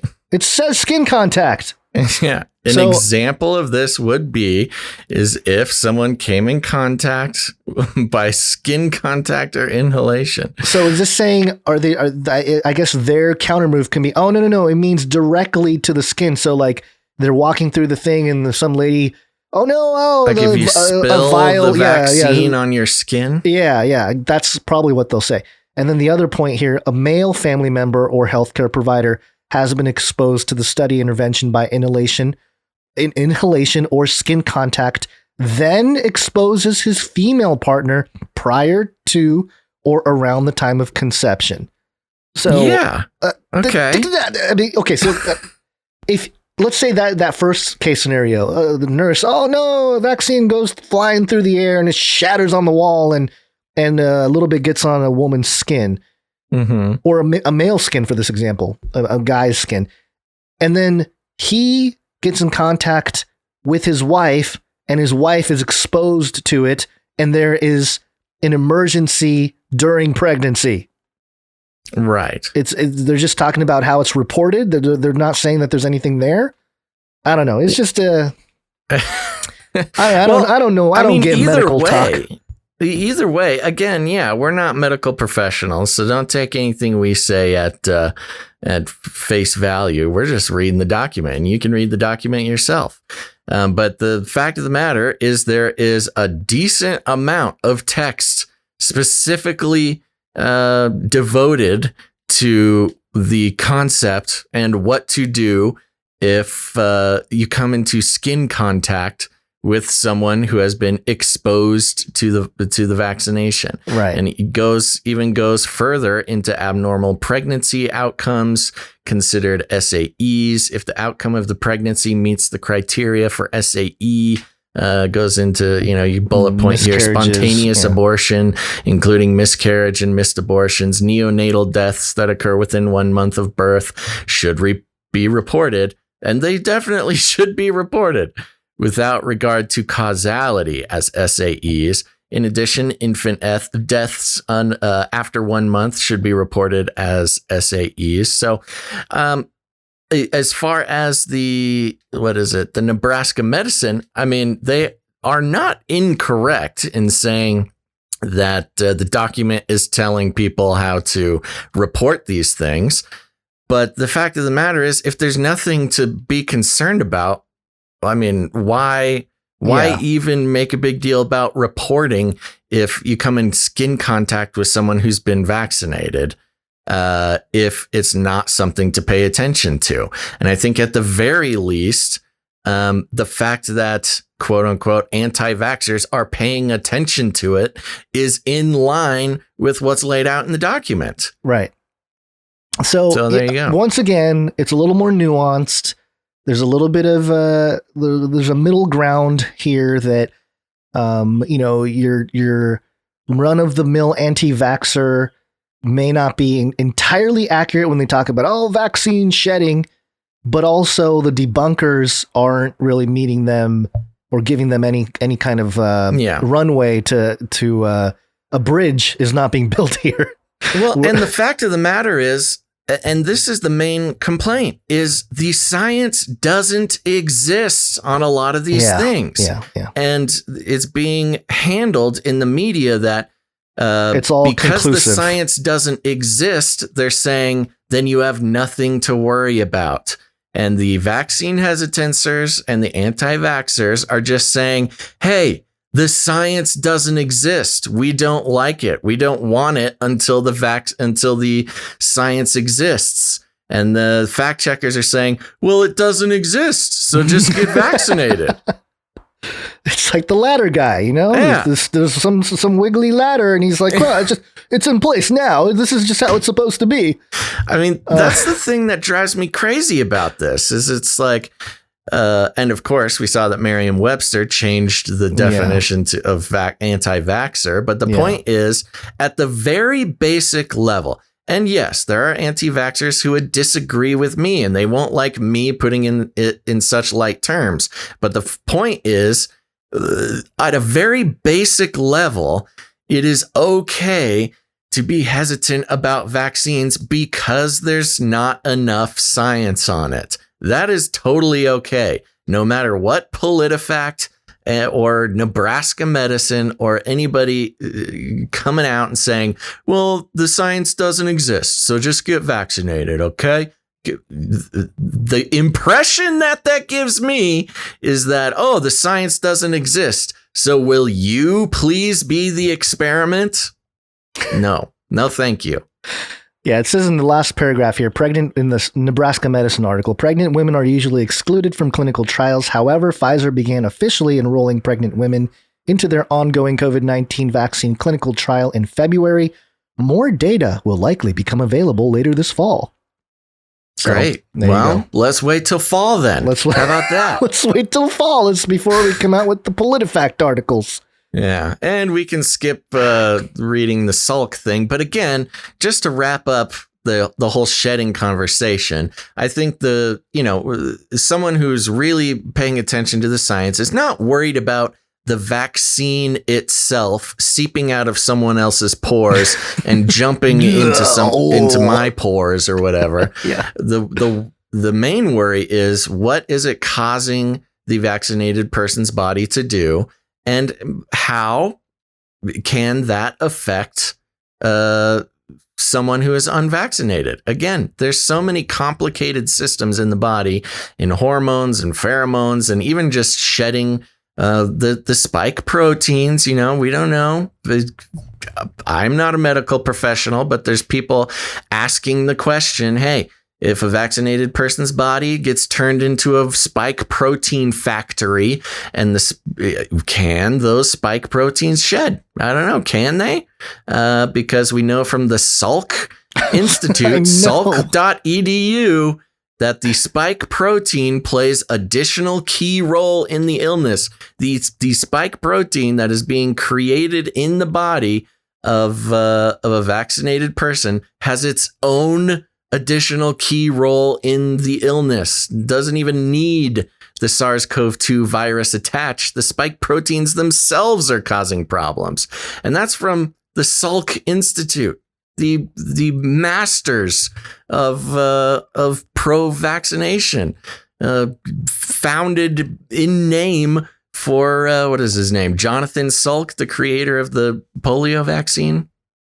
Yeah. SALK, Salk. Yeah. Not sulk, like be silent out of annoyance or disappointment, Yeah. Jonas Salk, excuse me. Jonas Salk. Oh, Jonas, huh? Not Jonathan Salk. All right. Well, I think we get the point here. And this is, again, and they list it in the PolitiFact article, and we don't have to finish it, but it mentions Dr. Tenpenny, Doctors Christian Northrup, Lawrence Palevsky, Then it has to mention InfoWars, far-right website banned by Facebook. America's Frontline Doctors, a physician group that has spread baseless claims about the coronavirus. They can't come up with new words. Like once a word is like thrown out there for the shield against any kind of skepticism about this, they just go with it, you know? Baseless claims. Baseless claims. So, all right. Well, we get it. Fact check is fact checked. We just fact checked you, PolitiFact. And what's your rating on the PolitiFact fact check, Basil? Impotent. Ooh. Moving on here. I'll take this one. This one is from New York Times.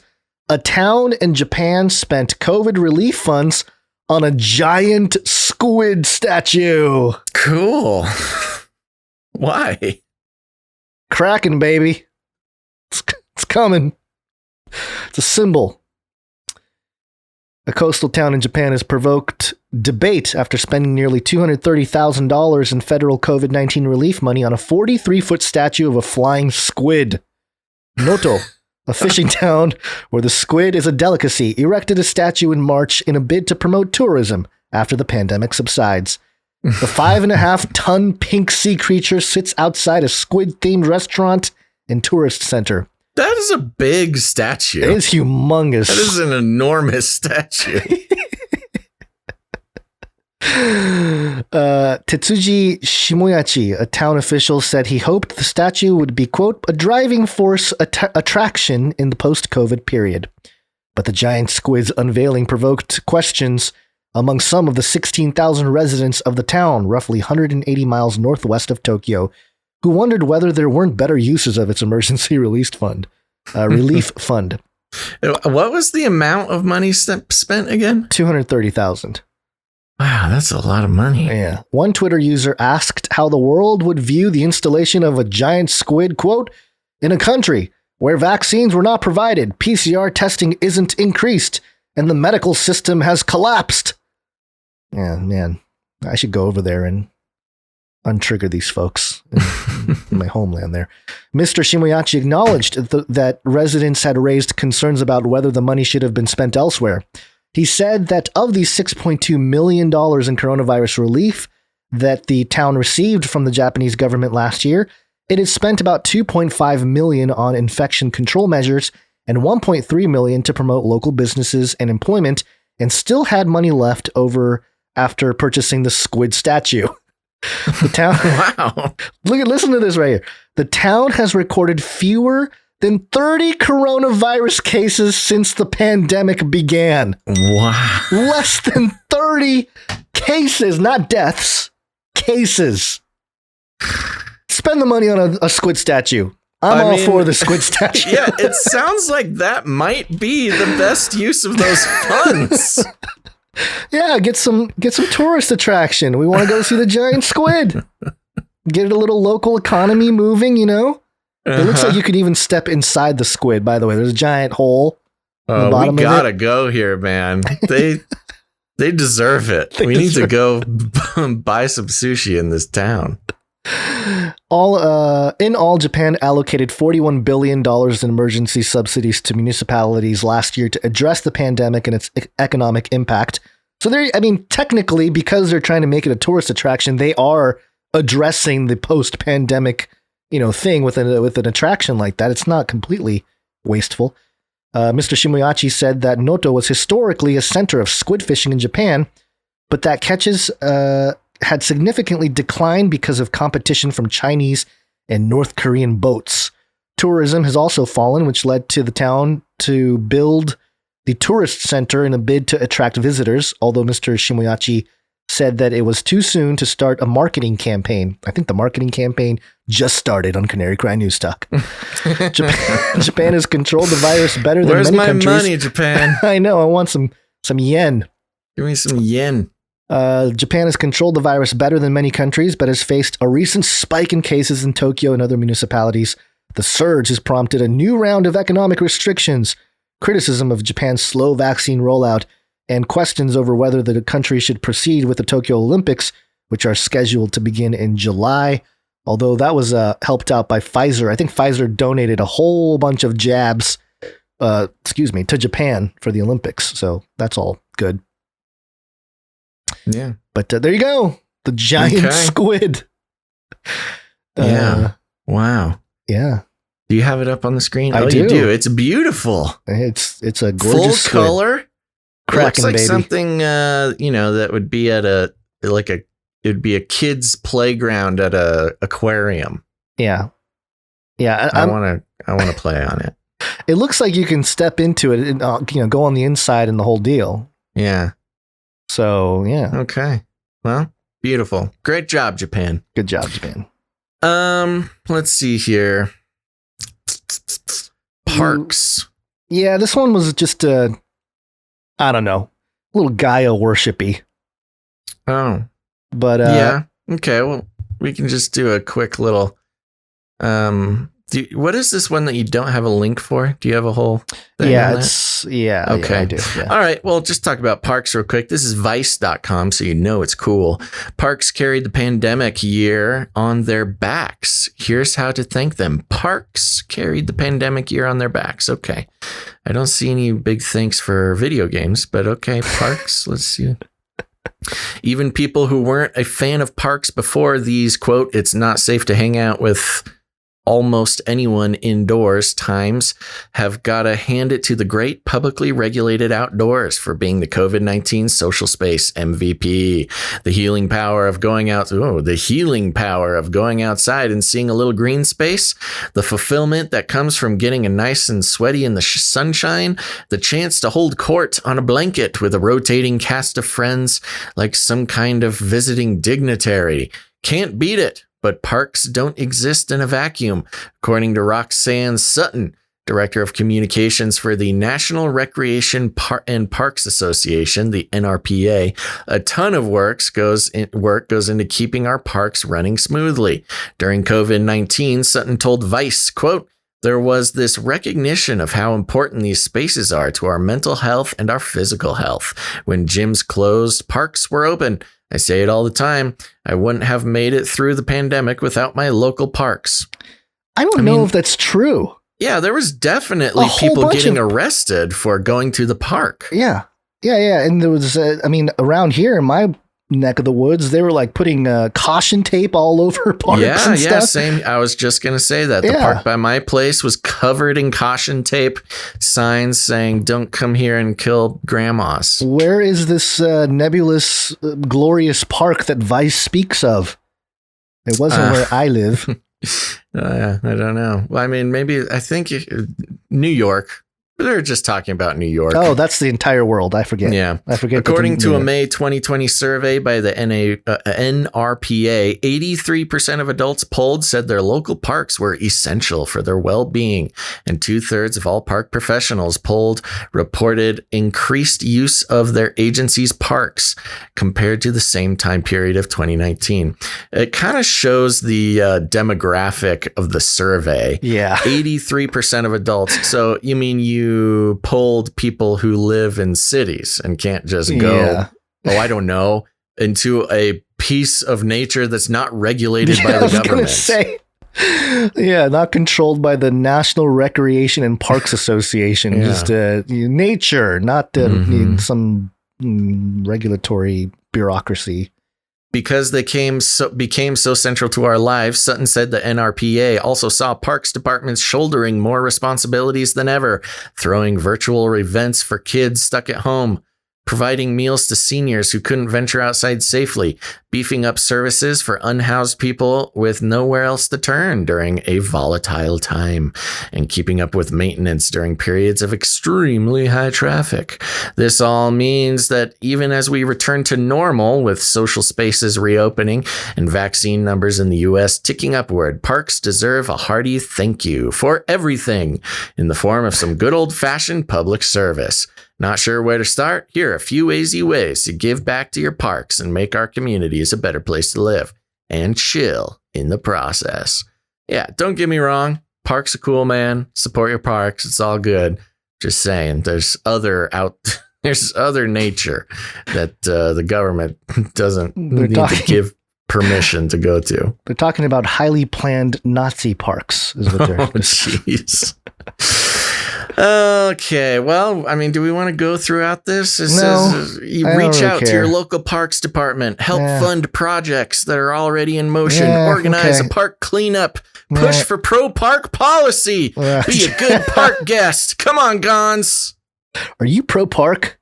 I'm pro-park, baby. Are you even woke? I mean, I am technically pro-park. Nothing wrong with parks. They didn't save my life or anything, but hey, it's all good. As long as a park isn't covered in caution tape. Yeah. All right. Anyway, there you go. I just thought it was weird and kind of, there's not much to talk about apparently from Vice. They had to praise parks. There's the interesting. Now, if we want to get crazy, this is communist because why would you go out and go to nature? I mean, that's just wrong. We need the parks. We need government regulated, approved zones where comrades can go participate in cleaning up the park. You can participate in approved activities at the park. See your fellow hold court on your blanket. I don't know what I'm saying. The communist propaganda. Those commie parks. Those commie parks. Perfectly explained. All right, so we got a couple things here before we take our, I forget, we're not calling it a break anymore. We're calling it a producer party. Yeah. Are you sticking with that? Producer party? Yeah, you like both. that? It's the pee-pee break. The pee-pee break. Except it's not a real pee-pee break for us. But anyway, there was a vaccine summary from the Israeli People's Committee. This was sent in by producer Lloyd. So thank you, producer Lloyd, for bringing attention to this little piece here. It's a little document, a little PDF. And it's headlined with a little logo for the Israeli People's Committee. And it's the summary of the Israeli People's Committee database regarding adverse events related to the COVID-19 vaccine in Israel, updated April 25th, 2021. And the death count is kind of high on this thing. They surveyed the 2,250, or total analyzed is 1,956 total analyzed individuals, I'm guessing. Analyzed individuals. Yes. And out of those, there's a category called death. And there are many subcategories. Sudden death, 179. Deaths from cardiac arrest, heart attack, 81. Death from stroke, 16. Death from COVID-19 after vaccination, 11. Death from multi-system failure, 7. Death from another reason, 15, totaling 309 deaths, which is 15% of the survey, which is a lot. That's kind of a high death rate for a vaccine, mentioned here in the summary of the Israeli People's Committee's database. So this is specifically post-vaccine deaths. Yeah, it says adverse events related to the COVID-19 vaccine in Israel. Well, that's interesting. They're actually claiming that it's related to the vaccine. Yeah. And that's not it. Under gynecology, 158 for vaginal bleeding, menstrual disorders, 107, 41 miscarriages. Oh my gosh. 10 pregnancy hospitalization, 8 stillbirths. So that's a 17%, 336 affected with some kind of gynecological issue. Neurology is 263, stroke 69, Bell's palsy 55. Now, those were kind of things that were mentioned. At least the Bell's palsy was something mentioned in the clinical trials for the Pfizer jab. Right. And other categories: heart, pain, lungs, skin, allergy, inflammation, ears, eyes, and blood. So who is this organization? The Israeli People's Committee. Is this a government committee? Is this just a group of concerned citizens? That's a good question. Let's do a little Goog. Actually, I don't use Google, but nobody thinks you Goog, John. Gons. What if John was just your real name and I just blasted it out? I have an article, the Irish Sentinel. That sounds like a somewhat legit outpost. Could be. What do they have to say? They said Israeli People Committee's report find catastrophic side effects of Pfizer vaccine to every system in human body. I think this was shared by initially by. There's not like a Wikipedia page or something. Israeli People's Committee. Yeah, I'm not finding a direct website here. So maybe I found one in. Okay, so the People Committee. Let me translate here. Oh, something went wrong. It's in Hebrew. But does the Hebrew website even exist? I'm a little suspicious of this.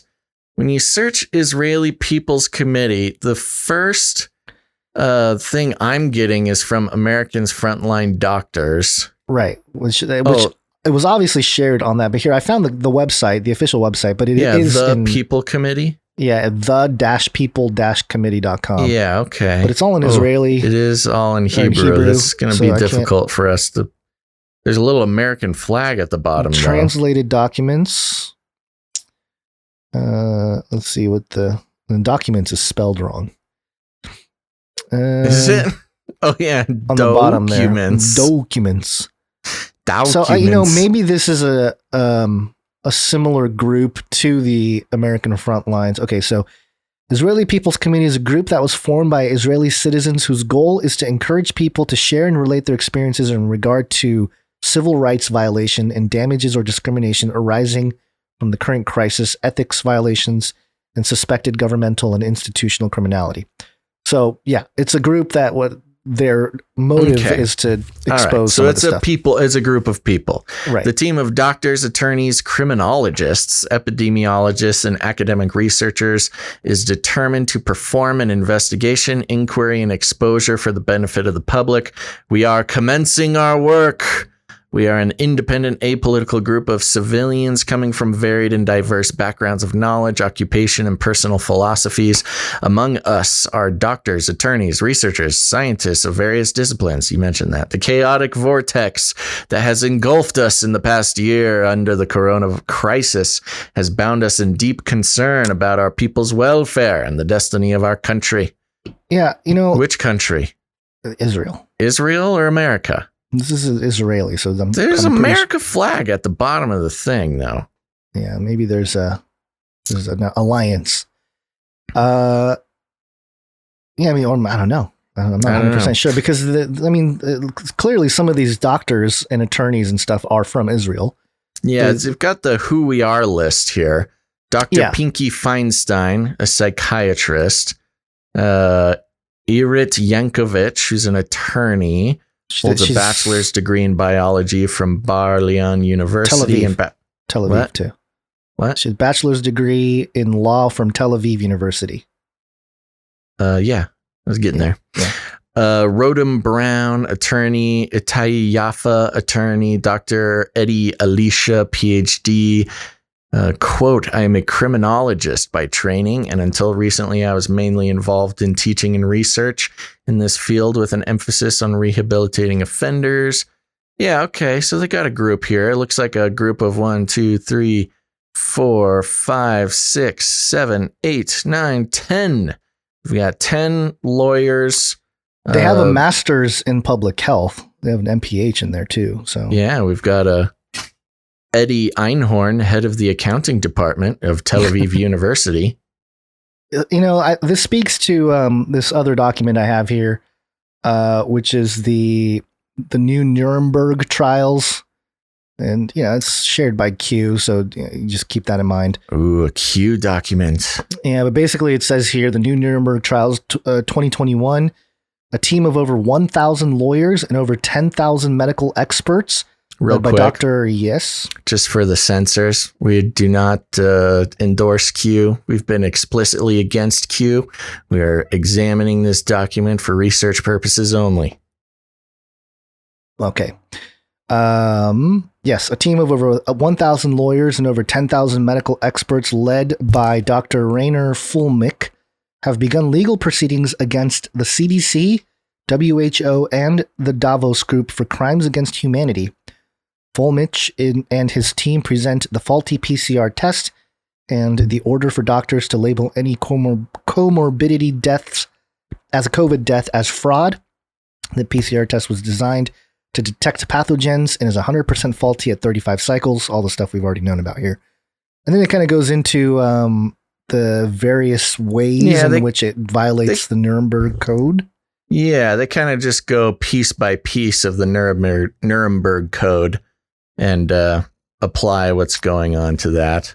And we got some videos down at the bottom here that looks like it wants to tell us about everything. The URL breaking-news.ca. It's Canadian? Perhaps, yeah. .ca is usually Canada. Is that Canada? Yeah, okay. So Breaking News Canada, not an institutionally formal website. Oh yeah, you go to the header is a giant Canadian flag. So yes, this is Canadian-led thing here. All right. Well, I mean, I'm not going to lie. The website leaves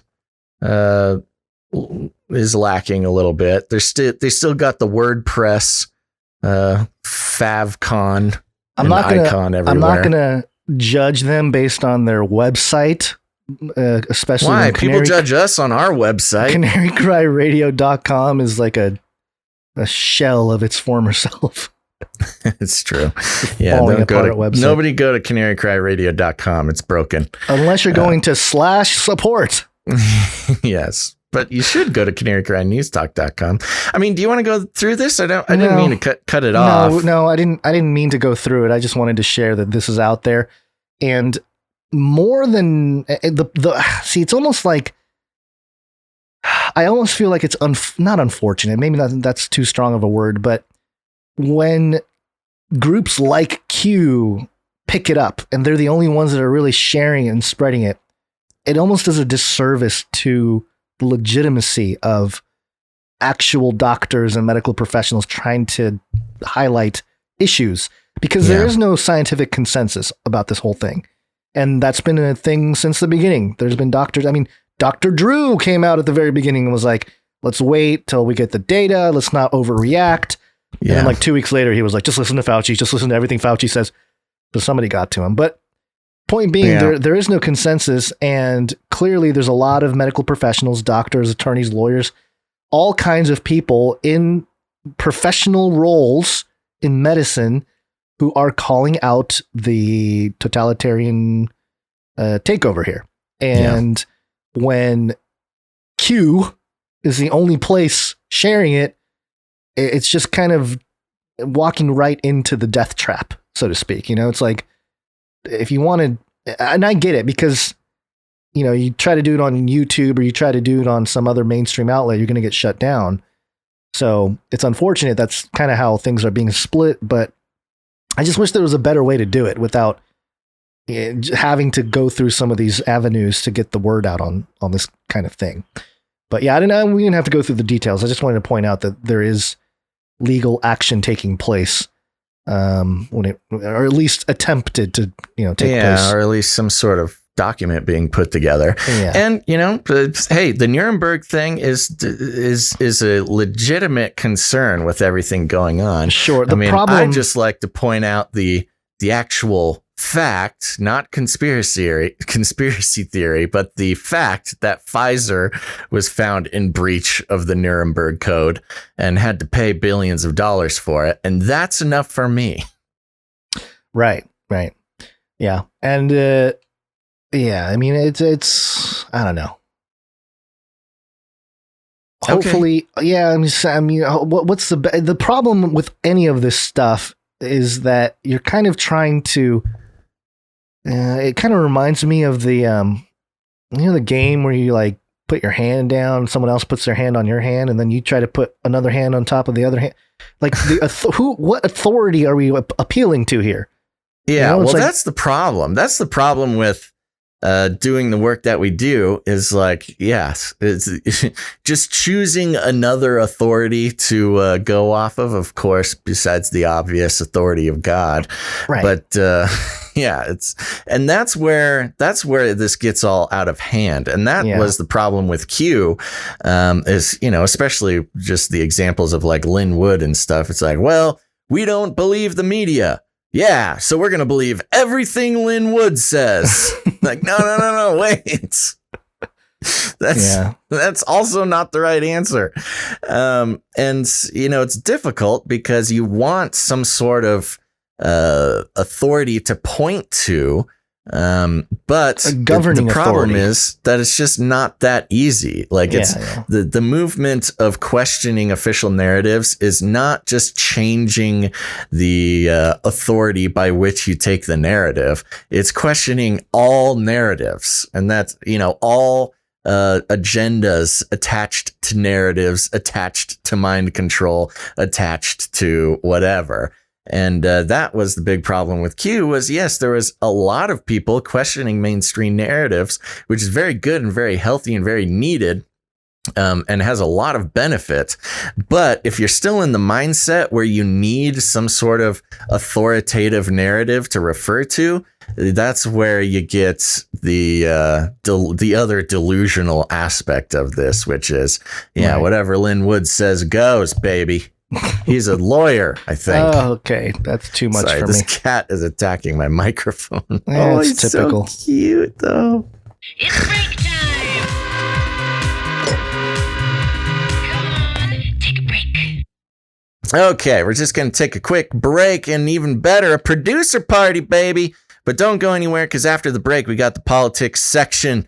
Going to be talking about Biden, going to be talking about $8 trillion. What are we going to do there? And we're going to be checking in with Hillary Clinton, of course.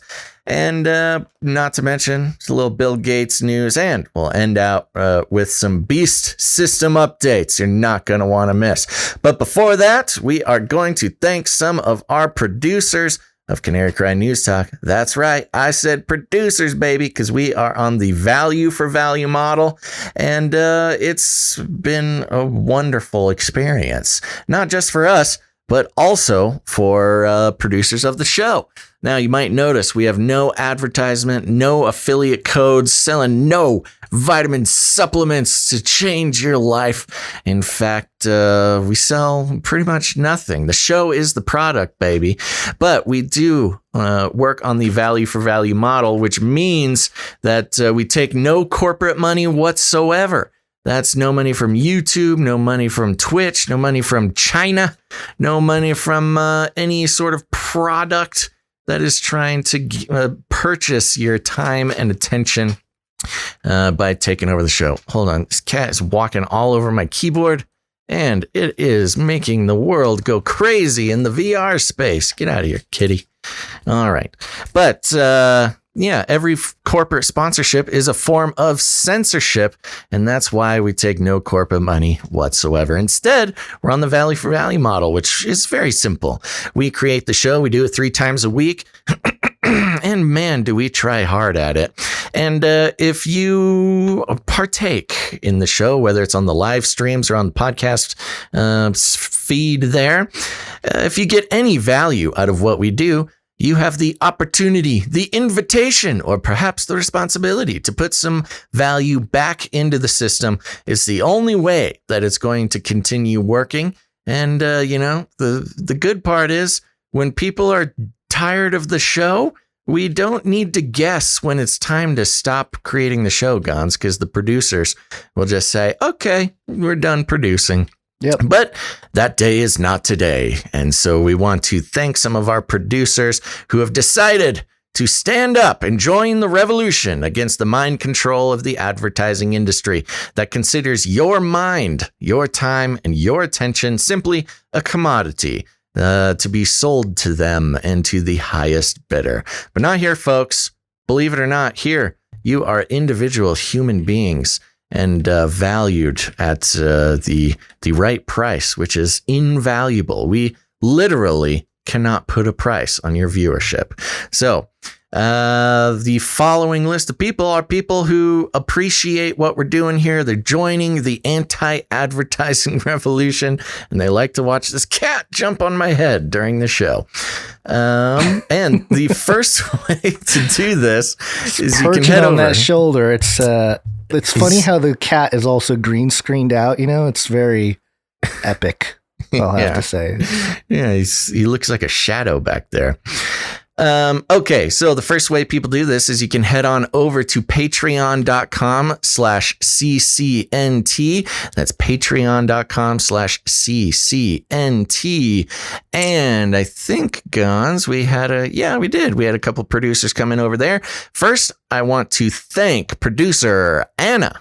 Thank you, producer Anna. Anna? Is it Anna? I have no Anna? idea. Anna? I don't know. Anna. Thank you very much. Yeah. However you like to pronounce that. Thank you for producing the show. Next, we have producer Mary H. Thank you, producer Mary. Thank you. And that's all for the Patreon account over there. Now, we do have another show and another Patreon account. That's patreon.com/Canary Cry Radio. Canary Cry Radio is our interview style show that we've been doing since 2012. Definitely go check it out on all of your podcast players.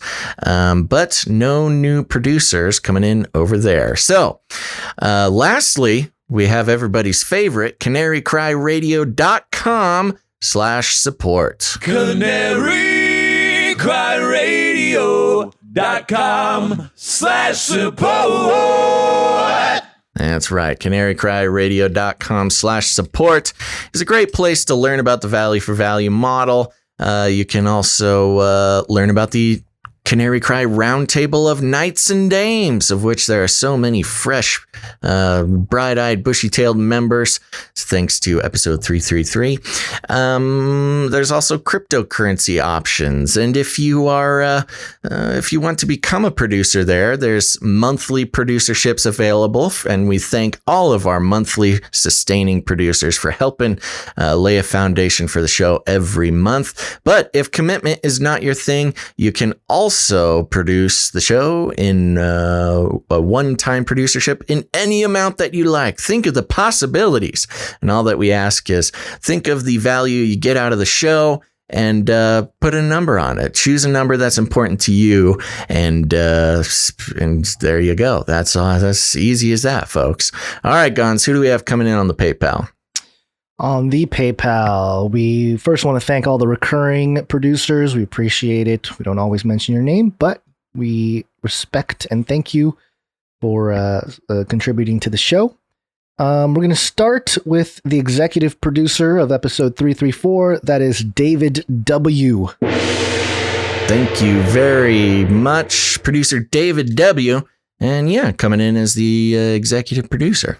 And I don't think we have a note or anything from producer David. No, W I was here. looking around. I did not see any notes come in from him. Yeah, if we missed it, then let us know and we can make up for it in the future. Thank you very much, producer David. Next up, we have producer Joel V. Woo! Thank you very much, producer Joel V, coming in with a fanny pack full of sevens, baby. All right. Yeah. Cover your ears, people in the UK. And Joel says, best podcast ever. Oh, so sweet. Very Thank cool. you, producer David. Nope, Thank producer you. Joel. Sorry, I looked at the wrong name. Thanking different producers. I thank both of these producers. Yes. Next up, we have producer Rebekah B. Woo! Thank you very much, producer Rebekah, coming in with 3333. One of our Illuminati handlers for this episode. Yes. And she sent us a note here. And she said, "Hi, Basil and Gons. Thanks to you both for a great podcast that keeps me up to date on the news without the hype, doom and gloom of the mainstream media. I appreciate your show very much and hope to be a producer soon." Wait, am I reading the wrong one? I don't know. I'm going to double check because it is a Rebekah B that came in here. Hold on. Okay, yeah, it's the same. Maybe she sent the note before she became a producer? Maybe. I think it's the same one. Okay, yeah, same Rebekah. So, all right, I continue here. I wanted to share this article with you as a win for the churches in Minnesota. And I will put the article up on the screen here. It's titled Walz Loses in Court, Settles with Churches. That's Tim Walz, Governor Tim Walz of Minnesota. It looks like he lost in court. I'm going to keep reading the note here. I especially liked this point they made. Quote, acting as our benevolent leader, Walz will likely announce later today that churches will be allowed to open to full capacity because his administration has made so much progress on vaccinations and mitigation efforts. But make no mistake about it, any relaxation of church capacity is court-ordered, end quote. Yeah. Also, here's the current guideline. I'm going to pull this here real quick. Current guidelines from our benevolent overlord, Walz. May he live forever, cry and crazy emoji, in case you are interested. So we have it on the screen there for anyone interested. I like not, in parentheses, how they are using the carrot and stick approach to ending our mask mandate. Quote, oh, if only the rest of Minnesota would get the jab so we can allow the mask mandate to be lifted. Of course. Yes. It's your fault, citizen. Yeah, it's not the authorities, it's the citizens. Thanks again for the great show. Praying for you and your families to have the tenacity and ability to continue to share the good news of God to the world. God bless Rebekah B. She has a P.S. My husband is a deputy for our local sheriff's office. Ooh. He was involved in a critical incident in the last couple months that has been hard for my daughters and I to cope with. He was unharmed, but close calls like that are just not something one is fully prepared to deal with mentally. If you and your prayer warriors wouldn't mind saying a prayer for us to have peace and to lessen the anxiety of sending him off to work, especially with today's crazy anti-law enforcement culture. Yeah. I would appreciate it. So there you go. Yeah. Thank you, Rebekah B. And prayers out to your husband. Absolutely. All producers and listeners, say a little prayer for Rebekah B. and family, because that's very serious, and we're with you. Yep. So thank you for that, the note and everything. Hope you guys stay safe over there. But yep, there you go. Producer Rebekah B coming in with Illuminati shill. Next up, producer Home. Home. H-O-M-E. That's all we got is Home. Okay, thank you very I don't know much. what else to make of it. Producer Home coming in with $13.33. Yeah, thank you. Next up, producer Malik W. There's Malik coming in. Let's see here. Oh yeah, he's starting up his new streak. His streak.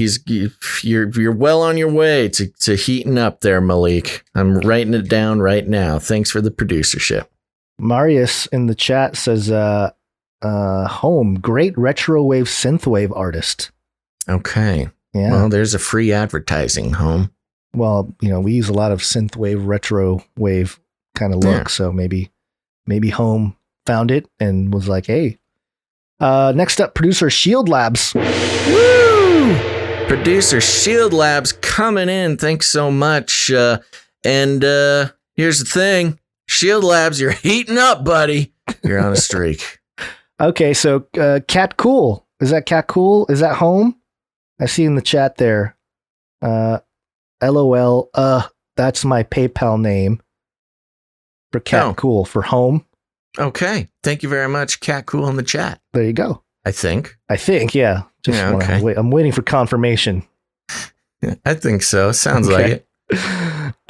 Next up, we have producer James H. Woo! Thank you very much, producer James H. And he is also on a 2-show streak here. So keeping track. You're almost heating up, James H. The pocket full of sevens. Mm-hmm. And next we have producer Tristan H. Oh, yeah. Tristan H., who is our current longest streak holder.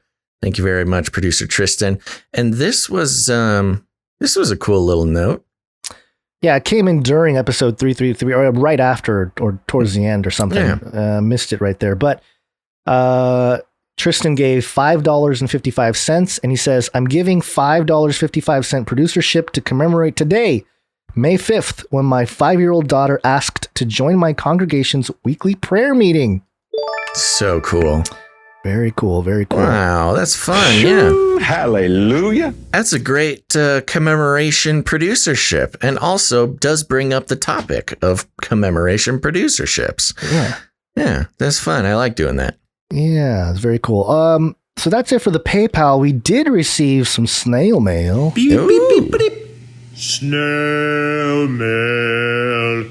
My mail is snail mail. Beep, beep, beep, beep, beep. All right, so I have this check, interestingly enough, from producer Devin W. The check number is 333.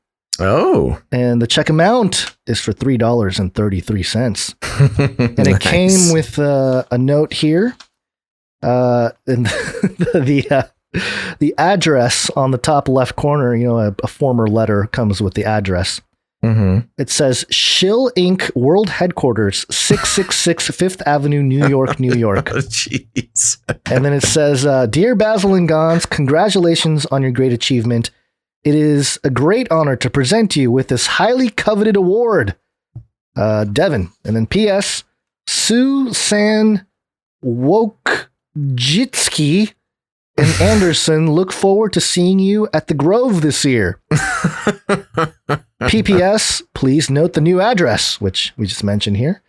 And it came with a printed certificate that says Basil and Gons Award for Social Media Freedom. What? It has our logo, and This then it is says fun. presented by Canary Cry News Talk for producing 333 we gave ourselves episodes. the award. And then in very tiny print, it says Canary Cry News Talk is a subsidiary of Shill Inc. Wow, what a fun little thing. Wow, that's great. We should frame that sucker. I know. I got to. You know what you need to do is you need to scan that so we can put it on the website. Oh, yeah. I'll take a photo of it or something and have it in there. Thank you, producer Devin. Appreciate it. And very creative way to. I like this. I feel like we should. I think Devin has a great idea. We should sort of. Because, we're not included in any of the podcasting awards where we don't get invited to any, anything, of course, mainly because we don't take advertisers, and advertisers are the ones who decide that sort of thing.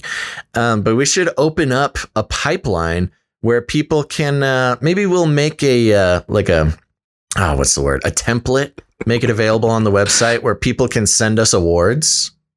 Yeah, send us awards, or we can just come up with our own award thing. It's like, they can fill out the awards. Canary Cry Radio Best Podcast Awards, sponsored by Canary Cry Radio. Who are you going to vote for? It is sponsored by Canary Cry Radio, but News you, Talk? as the listener and producer, choose what award to give us. Yeah. Yeah. Okay. Yeah. That wouldn't be hard. We can put that on the new website pretty easily. Yeah. All right. Okay. We'll do That's that. fun. So thank you, producer Devin. Very creative. Get our creative juices flowing here. Mm-hmm. You can also support the show with your producership by sending us crypto. And we've had our Dogecoin address up for a while, but nobody has sent us Doge until today. Oh, we're finally in the cool kid club.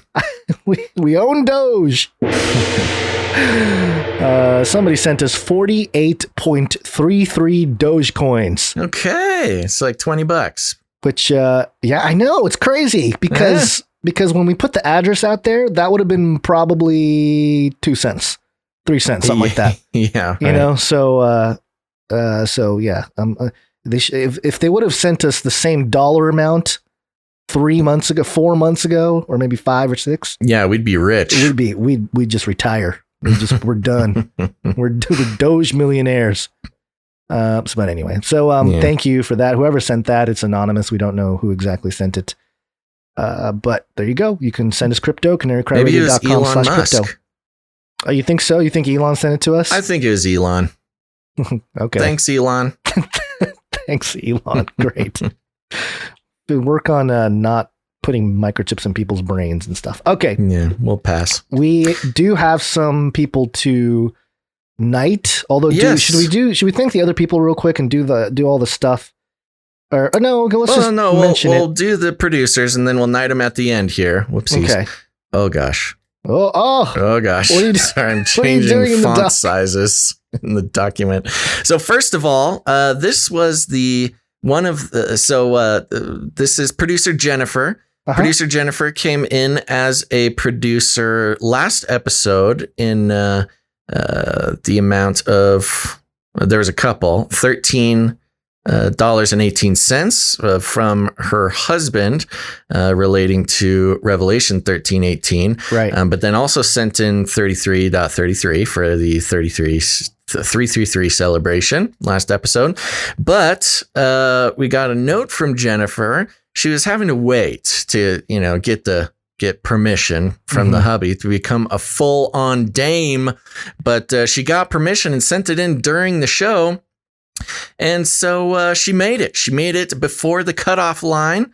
Do we have a full note from her, or is it just? I didn't see one. Yeah, I don't was think we poking do. around for it, but I didn't really see a full note post damehood. So that's okay. So producer Jenaffer came in with the remaining $300 to get her to over the 333 mark, which means producer Jenaffer will henceforth be known as Dame Jenaffer, Lady B of the garden, walking closely to the Lord under the shadow of his wing. It's a long name, but that's okay. We respect it. Now, we may just refer to you as Dame Jenaffer in the colloquial terms in conversation, but you do get your full title, Dame Jenaffer, Lady B of the garden, walking closely to the Lord under the shadow of his wing.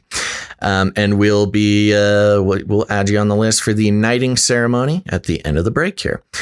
Next, there's one more that made it right before the cutoff, and that is producer Brandon C. Yep.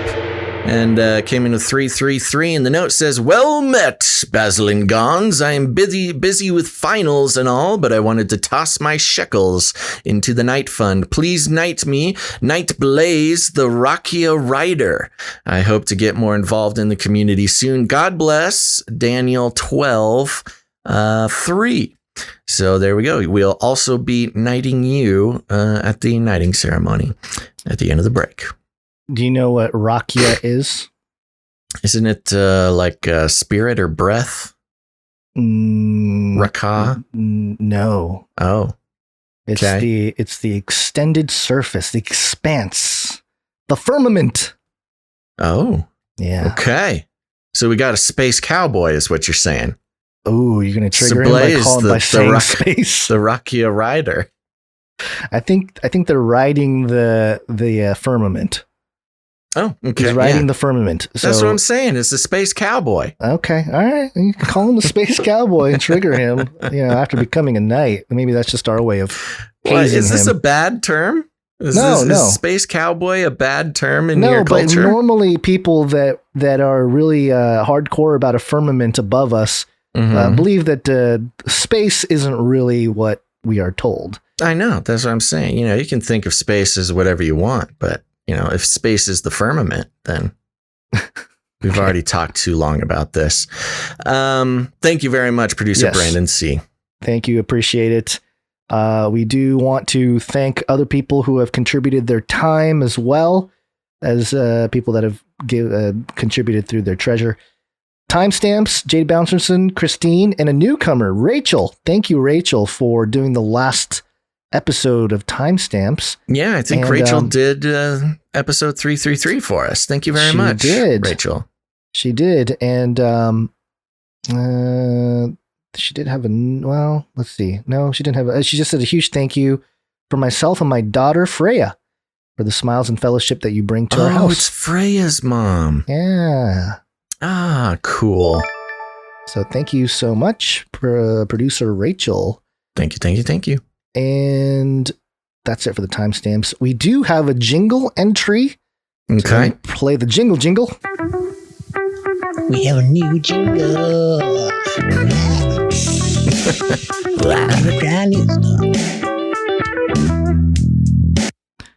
Jingle.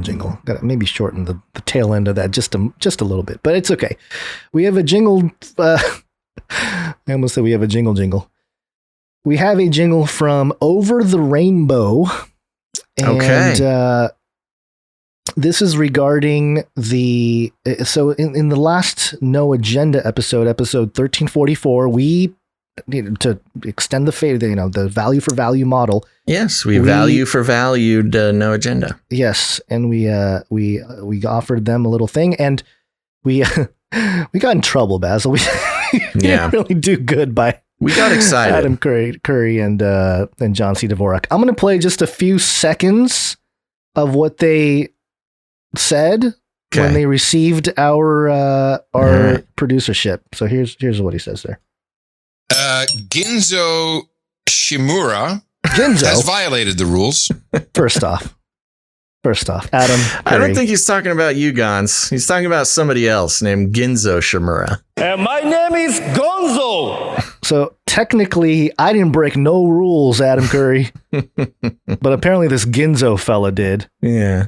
And we don't have to play much more of it. I mean, basically, we weren't supposed to do a note with the jingles and all that, but it's all right. It turned out okay. No, I think it ended up great. Yes, we did break a rule because we sent in a bunch of jingles for him to play during our note, which apparently is banned. We did not know it was banned, but he was very gracious and followed through because of the fact that the value for value model works. And of course, we've been not shy at all by saying we pretty much lifted our value for value model straight off of No Agenda. We emailed Adam Curry and we were like, hey, is it okay if we just in there? Like, he encouraged it. He's like, please do. Yeah. Please rip us off completely. So all right. There you go. So that's the background for Over the Rainbow's jingle. Nope. Didn't play. Here it is. The jingle. No Agenda donation. There you go. So if anybody found out about the show through No Agenda and is here and contributes, we will play that jingle for you. So there you go. Thank you. Over the Rainbow.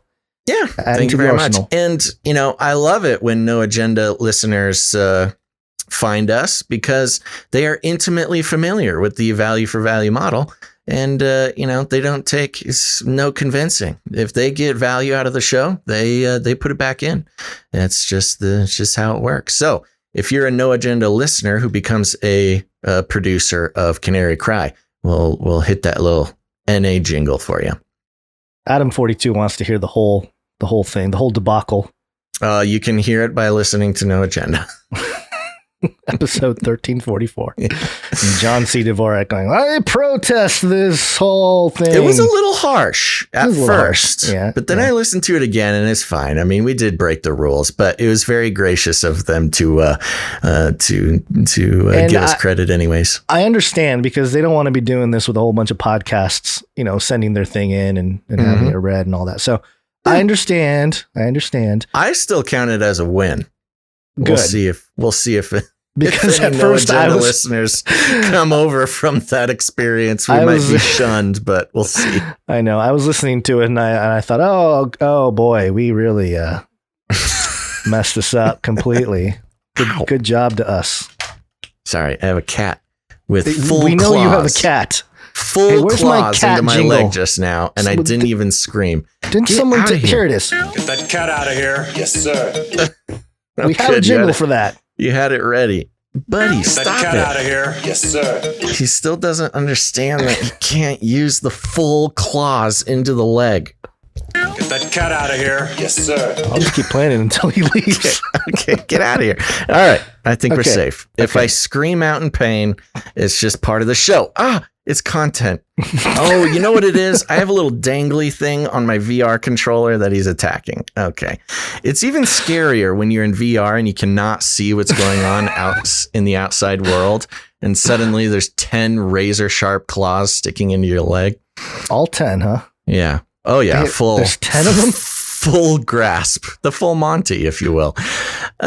Okay. Let's do ratings and reviews, baby. Oh, yeah, it's Friday. That's right. It's Friday. Reviews.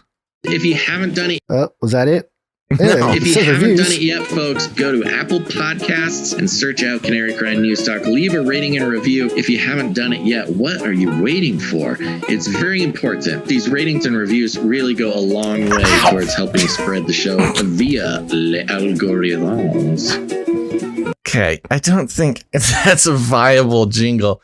I am like being predated here. I have a predator attacking me. Yes, thank you very much for that. I think the Magoo reviews I jingle. know. I was using that time. to look for the Magoo review jingle, and I know I have it here somewhere.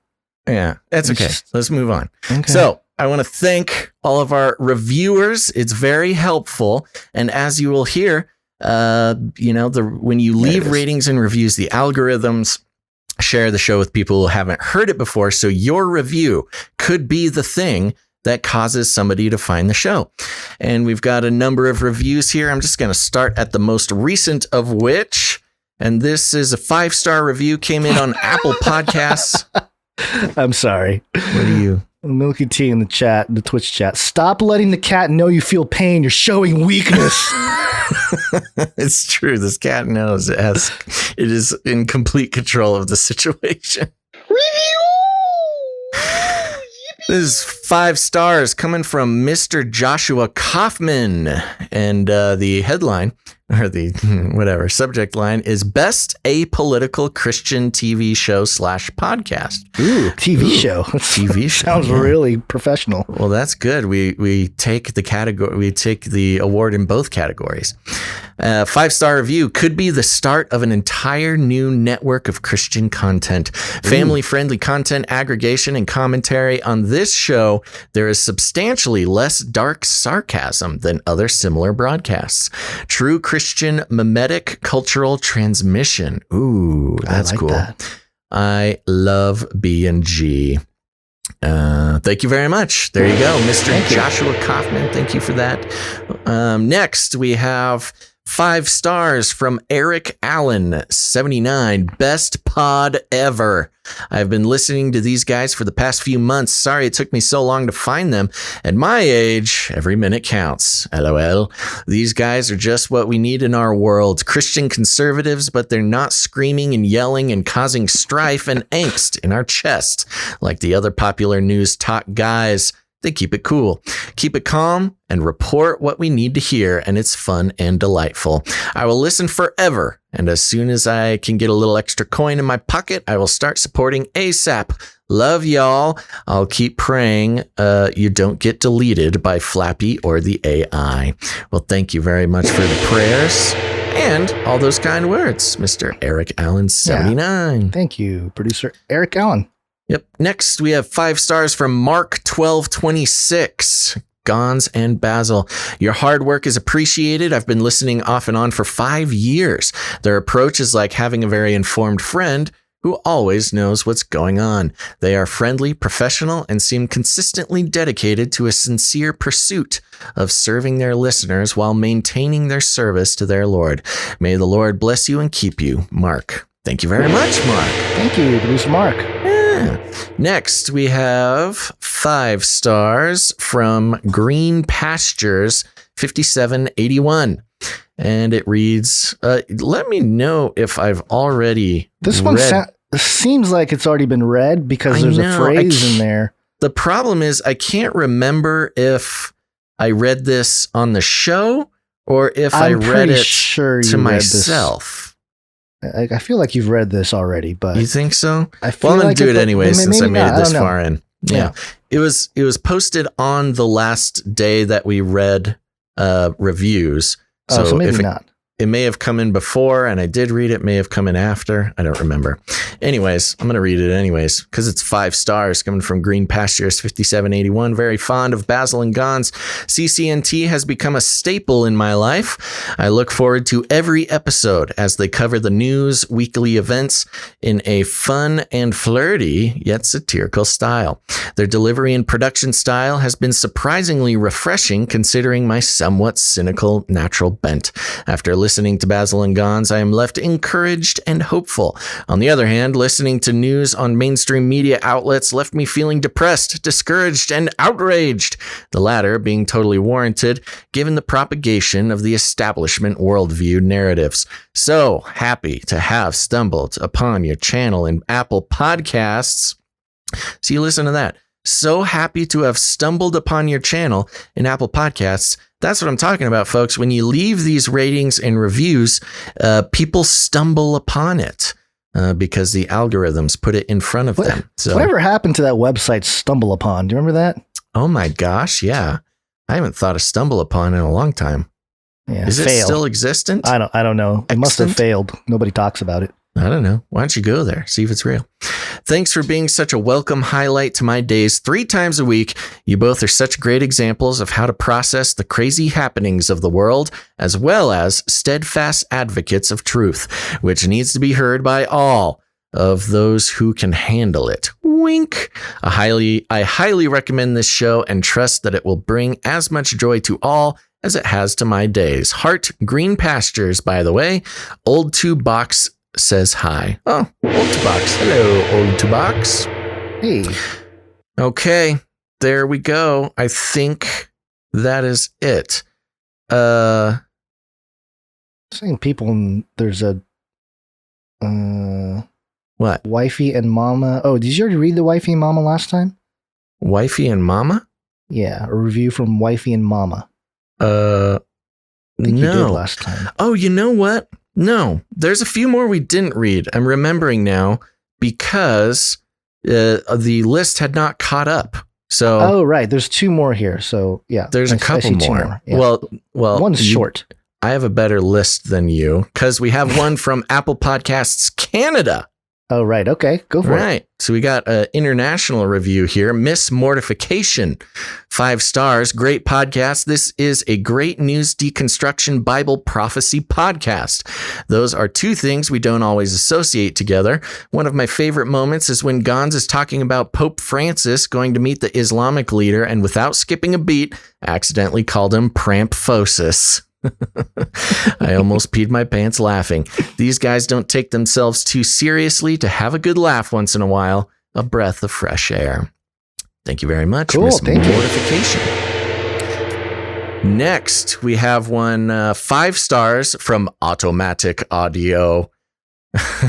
Says, I'm afraid of Americans. You know what it was, Gons? I read you a couple of these off the air. Yeah, that's what it was. 5 stars from Automatic Audio. I'm afraid of Americans. If you weren't both men, I would give you a big old kiss right in the mouth. Or would I? Okay. I think this is a robot that wants to give us kisses. Next, we have, this is Wifey and Mama, 5 stars. Nice way to wake up. Remember when you were in school and you'd get woken up with loud blaring alarms or your mom screaming to get out of bed and get ready? Sometimes, quote, alternative media can come across like that. These guys are the equivalent of your mom gently walking into your room, gracefully opening the curtains, and lovingly nudging you to wake up and start another beautiful day as the smell of bacon and pancakes fills the air. I know. Yeah, this is great. If you have friends or family members that need a gentle nudge to open their eyes to the real issues and reasons behind them, this is the show to share. Basil and Gons report the news in a way that everyone needs to hear. Love them, love the show, love the community. Thanks for all you do, KDR. Oh, thank you very much, KDR, Wifey and Mama. Let's see here. I think... Yes, that is it. There we go. That's all the reviews. Thank you very much. And officially, internationally, we have hit 500. Now, not 500 ratings in just the US charts, but 500 internationally. Okay. So there you go. Make sure to leave ratings and reviews. Now, Gons, I want to give you an update on the charts. And we like to give updates on the charts on the air because we have producers who listen, and they're part of the reason that we make it on these charts. Right. So we have quite a handful of top 100s, Gons, and I am going to go through them here. as currently where we sit in the United States of America, we are number 74 for news commentary. Wow. Which is pretty good. The United States rankings are the hardest to get on. So to get the top 100, 74 no less, is a great accomplishment. Thank you very much. We are number 30 in Australia. Woo! Ooh, yeah. Number 53 in Mexico. Nice. Yeah. That was a pretty big jump in the Mexico charts. So whoever's over there listening, not top 100, but we're at 107 in Ireland. That's nice. 97 in New Zealand, 42 in South Africa, 13 in Finland. Hey. So yeah, we got some Finlanders tuning into the show. Thank you very much. 68 in Uganda in the entire news category, which is pretty good. Yeah. That is really and good. in the news commentary category, number 4 in Uganda. Whoa. Yeah, so our Uganda listeners are killing it over there. We're coming for you, Ugandan Yeah. Joel Olstein. Pretty sure Joel Olstein is the Joel Olstein of Uganda. So, okay, so very cool. Thank you very much. There's the charts producers. And, thanks to you, we've been able to maintain some pretty healthy top 100 lists. So there you go. Take do you that. think we'll Send ever awards. hit like top 10 in the US? Do you think we'll ever get to that level where I people... don't know. I mean, the U.S. categories are really difficult to climb. Who's in like the top? Is it like the Hannitys and the... Yeah. Ben I mean, like Shapiro Ben and- Shapiro count is a news commentary. Everybody loves waffles. Yeah. I don't know. I mean, I could go look, but actually, it'd take me a second to get over there. Especially since I'm losing control of my VR hand. Let's see if I can get it real quick.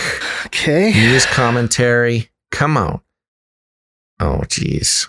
No. Okay. I'll save it for next time. I mean, it is who you'd think it is. It's the Ben Shapiros, the Hannitys, those guys. Okay. Balding Brian. What's his name? The guy from CNN? Is he up there? I have no idea. Yeah. I don't have the list in front of me. All right. Well, we have some artwork that we want to share. One art, please. One art, please. Another one from Allie now. Here it is. This first one is from Allie because she has her own jingle. Inspired by the picture of the tiny Carters with the giant Bidens. And your description thereof, Allie drew Jimmy Carter as a hobbit. Yeah, this is funny. This is good. He's got the Frodo robe on. Yeah. So tiny. So cute. So very tiny. Although it's hard to tell how tiny he really is. Yeah, we almost need something for scale to Yeah, put against this. We need like a little penny as big as his head. Yeah, like the comparison photos, where they have the quarter in one hand and the something else in the other. So Thank you for that, Allie. Continued. If there was a streak for art, I think Allie's in the lead. Yeah.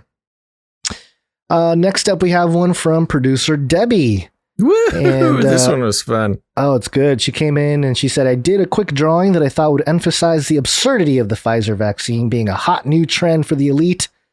So looking forward to the show. Take care and God bless. Yes, and for those who are just listening, it is a very sort of sultry black and white drawing of incredibly detailed and good, by the way, Debi. She's an incredible artist of sort of a good-looking blonde lady with big blue cat eyes, wearing a mask and wearing rubber gloves, holding a vial of the vaccine. It's kind of a close-up, like a perfume commercial. Yeah. And it says, "Oh, the Pfizer, discover your inner elitist." Very good. Thank you for this one. Very, very talented. This is like very good stuff. Debi's a champ. So thank you for that. And we have one more here from producer Marius M. And Canary Cry Level Up. I think it's a series. Last time it was 2012. And this time Canary Cry Level Up 2013. Yes, he's documenting our aging over Yeah. over the 9 years. Are you depicted as an African American Looks gangster like that rapper? could be the case. Yeah, I've got kind of a Tupac vibe. I have a gold chain around my neck that has the RSS feed icon on it. And you're all about the RSS. You got the RSS hat, RSS earrings. I am a big fan of RSS. I think that's what it is. And then there's one of me, and I think. Did you Photoshop off your hair, your facial hair? Facial hair, yeah. Okay. And it looks like a little thing of cryptocurrencies there. Yeah, that's pretty accurate there, Marius. You nailed it. Yeah, although I only recognize a few of these coins here. Oh, well, you better get in. Have you heard about cryptocurrency? No. Hold on. Let me tell you about decentralization. Okay. We got to start there. Wait, are you talking about blockchains? I need to tell you about the Fed. Well, if we're really going to talk about it, we're going to talk about the Federal Reserve, 1913. Mm-hmm. We'll start take it all the way to the beginning. And then we'll end it in blockchain. And it'll just be one story. You know what? I actually had a couple other little stats I wanted to give you and the producers, Gons. Okay. This was our report from Restream, which is our sort of distribution software that puts us out to all the different outlets. We got our April monthly wrap up, and we were more active than 78% of Restreamers. Wow. So yeah, we're in the top, 22nd percentile. We streamed more than 86% of other Restreamers. 38 and a half hours last month we streamed. Wow. So somebody could listen to nearly not exactly, but close to 2 days, at least a day and a half straight of all of our shows from last month. And there you go. So those are the fun ones. We actually went down a little bit. We must have shortened a couple shows because we were in the 90th percentile there for a second. I think we did have a couple shorter shows. And I was telling you how we need to shorten this show. We're already at 3 hours here, so we got to get moving here. Yes. And so there you go. It's just fun for the producers to know we are streaming more than the vast majority of other streamers. And, considering that we just do the show 3 times a week, that's a pretty impressive number. You got people who use this software, gamer streamers, they're gaming 6 hours a day sometimes. I was going to say, it's hard to compete with the gamers because they're playing a game. They don't have to talk and provide content the entire time they're streaming. Yeah, hardcore gamers, they'll sit there, they'll stream for 6 hours a day just playing a game. Every day or 5 days a week. So when we're competing with that, but we're actually producing a show and, have some we've got some real relevant content versus a video game stream. I think that's pretty impressive. Okay. That's all I have. Just wanted to mention the meetups real quick, and then we'll knight and dame people. I'm trying to find the Canary Cry meetup jingle and I can't find it. I don't know what happened to it. Yes, we have the Florida meetup banner from Ciara all weekend. CCC meetup, choose your own adventure. May 20th, Disney Springs, 7 p.m. May 21st, Reyes Mezcaleria for Occult Bingo. And then May 22nd for Universal Studios Hangout. And you can contact Ciara Lauren93@gmail.com. For those of you looking at the screen, if you're just listening, CIARALAUREN93@gmail.com. And hang out with Canarians. It is important to not just listen to the show, but become the show. Yeah. By talking and hanging out with people that are like-minded. That is the one of the most common asked things since we started podcasting in 2012 was, hey, do you know anybody that talks about this stuff in my neighborhood? Yes. And we were like, well, we don't know where you live, number one. Number two, is it our responsibility really to know people where you live? But there you go. The opportunity is out there now. Yes. I mean, with all these meetups this year, it covers a pretty wide range of the country. You might have to travel a little bit, but hey, make it a thing. Yeah, make it a weekend, make it a hangout. But yeah, look for that and appreciate that, Ciara, for the ongoing thing with, or just leading the way really with the meetups. Mm-hmm. So we appreciate that. And I think we're just going to get into the knighting here. Is there anything else? Nope. Here's my virtual reality sword. Oh, hold on. We gotta really make sure that we're fitted correctly here. Okay. Are you ready now? Mm-hmm. All right. And here's my katana. I think we got to add a cat meow. But first, we want to call up producer Jenaffer and producer Brandon. Please step forward to the Canary Cry Roundtable, where we have a seat for you. Thanks to your generous support in the amount of $333 or more for a celebratory episode 333, we are proud to pronounce you Dame Jenaffer, Lady B of the Garden, walking closely to the Lord under the shadow of his wing, and Sir Blaise, Knight Blaise, the Raqia Rider. Please join us at the Canary Cry Roundtable of Knights and Dames, where we have the belt of truthful truthiness, the breastplate of righteous righteousness, custom-fit Birkenstocks to carry forth the gospel of peace, the shield of ferocious faith, the helmet of substantiating salvation, the supernatural sword of the spirit, and of course adorable samurai babies, infinitely cute kitties for cuddling. And if you're hungry, we have fancy feast, wet food, carved Cosmo, the crisper cow, and of course fried wormicorns. Welcome to the Canary Cry Knights and Dames Roundtable. That's right, Dame Jenaffer and Sir Blaise.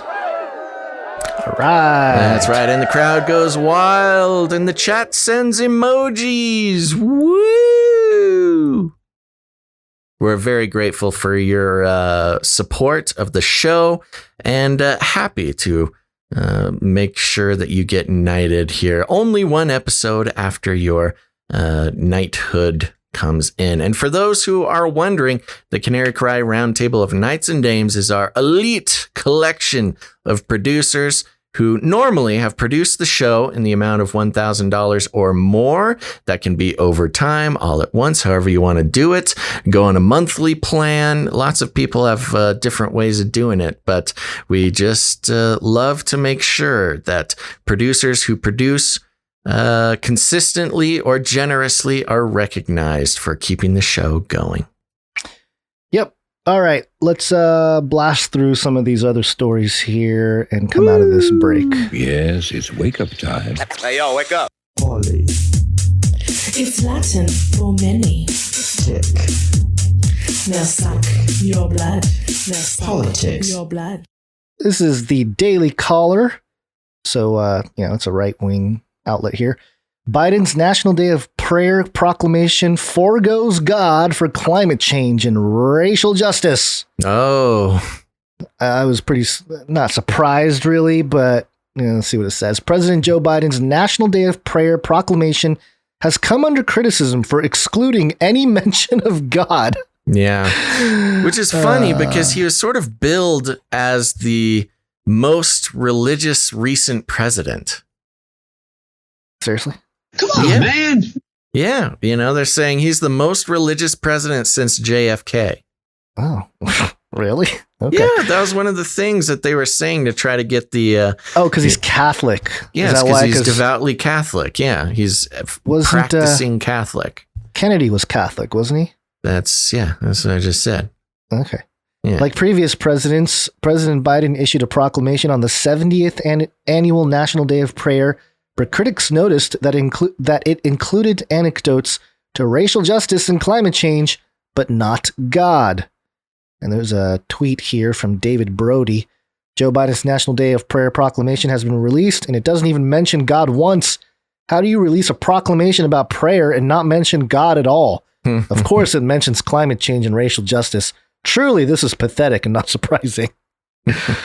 Franklin Graham said, why would President Joe Biden omit God? Today marks the 70th annual National Day of Prayer, and President Biden is the first president of the United States to omit the word God in his proclamation. That speaks volumes, doesn't it? Mm-hmm.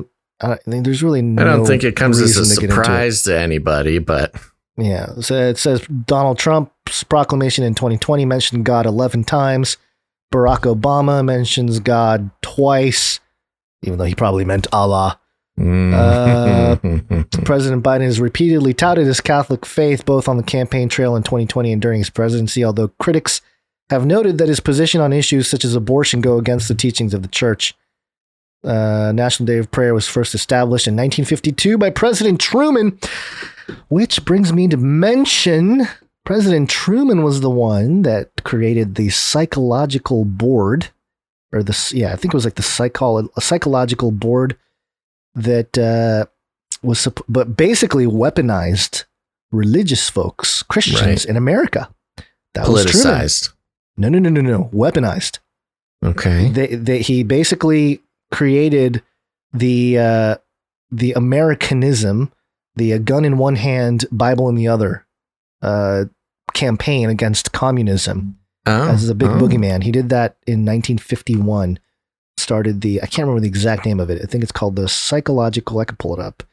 It's not really. I'll talk about. It's something that I discuss with Dr. Future, and it's in his book, and something I'll mention in Age of Deceit 4.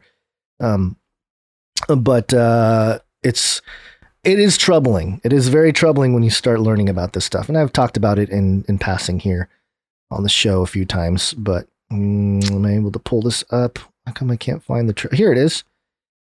He started the Psychological Strategy Board in 1951 that comprised the CIA, Department of State and Defense, and others to study the quote, this is a quote, potential role of religion in psychological warfare. Mm-hmm. And even before that, in 1947, Truman ordered a UMT for young men to, quote, morally and spiritually engineer the U.S. Army to create a perfect soldier who could ground lethal capability in a religious framework. So again, this idea of weaponizing evangelicals and a lot of what they stand for was part of the propaganda piece to garner Christians into military action, or to at least accept military action. And National Day of Prayer is part of that. So interesting, isn't it, to learn that what you thought was a great American tradition in government was originally started as literally a psychological strategy board operation, a psychological operation, a psyop. Yeah. Well, I think when one stops to think about it, it's not surprising at all. But there not you at go. all. Yeah. Not at all. So there you go. Okay, well, I got something from RT.com here. We get our daily fill of Russian propaganda so we can get that KGB check. This article is really long, so you don't have to go through. I mean, it's not super long, It's but not that long. It's okay. Yeah, go ahead. Yeah, we'll just go until we're tired. Okay. The headline: I'm already tired. $8 trillion a month. $8 trillion a month. Will American work ethic survive this government's socialist-style generosity shower? I want a generosity shower. I know, it's such a confusing headline. These evil, generous government. One symptom of the COVID-19 pandemic, which made redundant millions of non-essential workers, is how dependent on government spending the American people have become, to the point where 34% of income comes from Uncle Sam. If the German sociologist Max Weber noted for his seminal 1905 work, The Protestant Ethic and the Spirit of Capitalism, was correct in his assumptions that individual labor serves a moral and spiritual purpose, then the United States has become a veritable den of iniquity. Indeed, the belief that the government benevolence will bail out America from any and all scourges, viral, economic, or otherwise, carries all the trappings of a dangerous cult. Amid enormous government stimulus spending to offset the ravages of COVID-19, a whopping 34% of U.S. income now comes not from the sweat of one's brow, but from that bottomless pit known as Uncle Sam's pockets. According to the latest personal income and outlays data, which provides statistics on government subsidized income, such as stimulus checks, unemployment benefits, welfare, etc., handouts exploded to an astronomic annualized 8.1 trillion. That is double the 4.1 trillion subsidy figure from February, and has allowed President Joe Biden's administration to boast about a, quote, record surge in personal income and spending. As if that cash cow were not bloated enough, the Biden administration is planning to bypass Congress and establish a long-term increase in food aid for tens of millions of Americans. Quote, a review of the so-called thrifty food plan ordered by Biden 2 days after he took office would trigger an automatic increase in benefits as soon as October 1st, a day after expiration of temporary 15% boost in food stamp payments that Biden included in his $1.9 trillion COVID relief package, Bloomberg reported.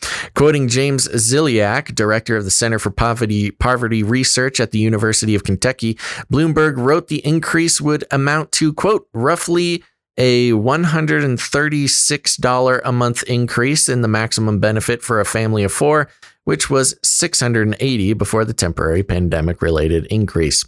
According to the Center on Budget and Policy Priorities, citing data from the U.S. Census Bureau, some 18 million adults, 9% of all adults in the country, reported that their households sometimes or often didn't have enough to eat in the last 7 days. Compared that to 3.4% of adults who said their household had not enough to eat at some point over the full 12 months of 2019. Since it is no secret that millions of Americans are at the breaking point financially amid the pandemic, it is worth wondering what bout of madness caused the Biden administration to open America's door to illegal immigrants from south of the border. But I digress. At this point, it is also tempting to ask why the U.S. government opted to enact an unprecedented scorched earth policy with regards to its workforce and economy when confronted with COVID-19. After all, for much of the healthy population under the age of 60, the survival rate, yada, yada, yada. So they just get into how, the general, American work ethic is dying and Biden loves it. Did you have anything specific highlighted you wanted in here? Kind of does go into just long, wordy complaints about lazy Americans. Well, why can't they be like Henry Ford and Thomas Edison? Yeah, is an exact, is a paraphrase of the next few sentences. Yeah, and it kind of goes after. It mentions the World Economic Forum thing here. Mm-hmm. And quotes it.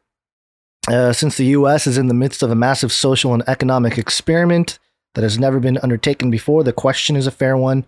The question being, he asks a couple questions. What happens when Uncle Sam turns off the lights on the money orgy and orders everyone to get dressed and go home? Mm-hmm. Will we discover that the massive government intervention program has extinguished America's famed capitalist spirit that provided the spark of entrepreneurial ingenuity to industrious men like Henry Ford, the Wright brothers, and Thomas Edison? And then it quotes the World Economic Forum. Welcome to 2030. I own nothing, have no privacy, and life has never been better. Yeah.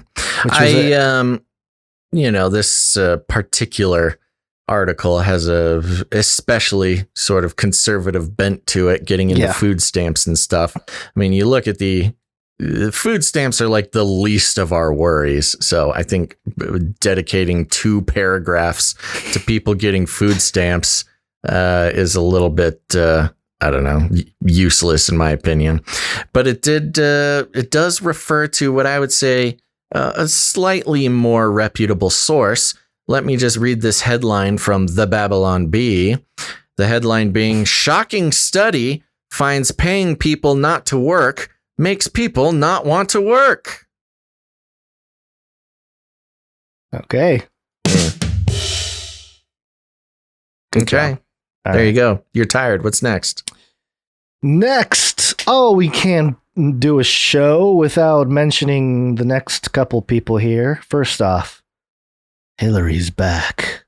Dun, dun, dun. She's back. I thought she was executed in Gitmo. Well, maybe it's a clone. Did you see that recently? I've been seeing that for a few years. Alert, alert. Hillary Clinton has been hung by the neck until dead in Gitmo. Okay. TheGuardian.com. Hillary Clinton, quote, "There has to be a global reckoning with disinformation." Her bid for the White House was engulfed by a tidal wave of fabricated news and false conspiracy theories. Now Hillary Clinton is calling for a, quote, global reckoning with disinformation that includes reining in the power of big tech. Oh? Well, we can agree on that. The former Secretary of State and First Lady warns that the breakdown of a shared truth and the divisiveness that surely follows poses a danger to democracy at a moment when China is selling the conceit that autocracy works.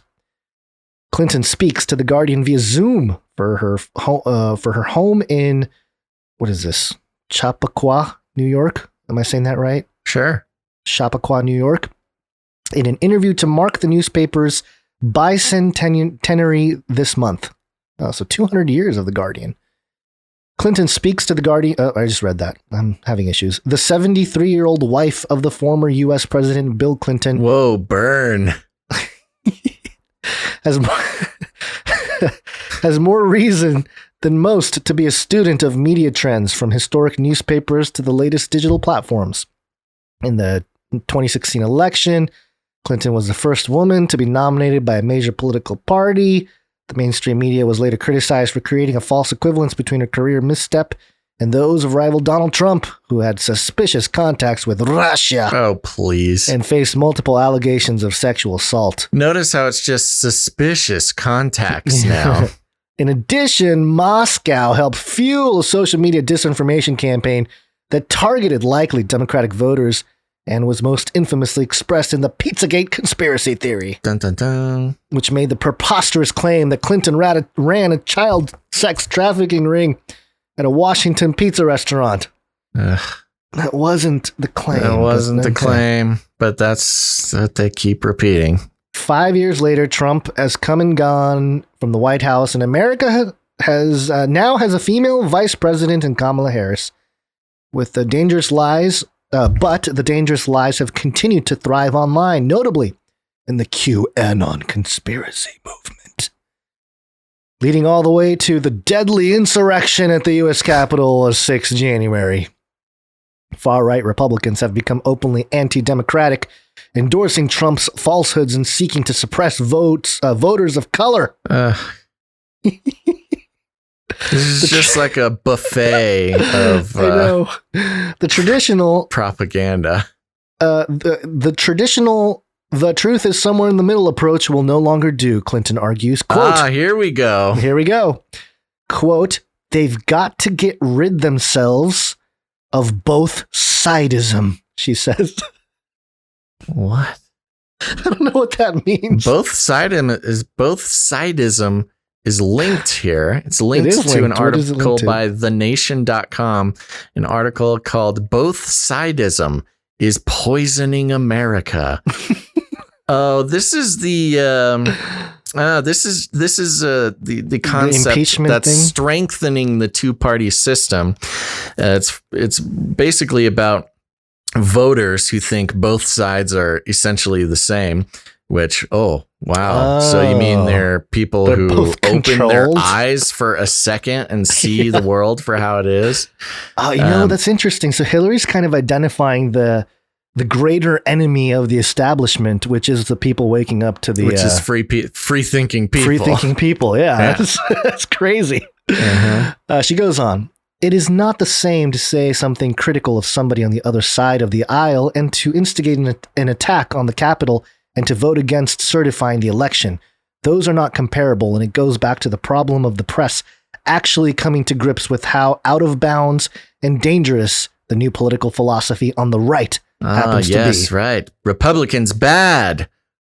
Okay, we didn't have any leftists or progressives whatsoever do anything to threaten federal establishments last year. Yeah, I mean, forget Maxine Waters calling to assault Republican people in the public, burning federal buildings in democracy Washington. Guy, the Democratic guy bringing a gun to a baseball park and shooting a bunch of Republican legislators. Forget Antifa calling for the beheading of Republican people. Okay. Oh, sorry, am I both siding-isms? You're both siding-ism. Is it? Siding. The press cannot be expected to restore a common baseline of truth on its own, however. Yeah, common baseline of truth, the minister of truthiness. Yeah. Quote, the technology platforms are so much more powerful than any organ of the so-called mainstream press. And I do think that there has to be not just an American reckoning, but a global reckoning with the disinformation, with the monopolistic power and control, with the lack of accountability that the platform currently enjoy. This is hilarious. These poor big tech companies, they're getting it from the right for censoring people. They get it from the left for not censoring enough people. These poor Silicon Valley guys just can't win. Yeah. A report commissioned by Facebook. Hold on. She added, in particular, Facebook, which has the worst track record for enabling mistruths, misinformation, extremism, conspiracy, for goodness sakes. Even genocide in Myanmar against the Rohingya. So governments are going to have to decide right now that the platforms have to be held to some kind of standard, and it's tricky. Which is hilarious. She brings up some kind of standard because she's talking about, misinformation, and she says conspiracy again. She means conspiracy theory. So that's the Facebook allowing for anti-government ideas. But the genocide in Myanmar was a pro-government sighting by Facebook.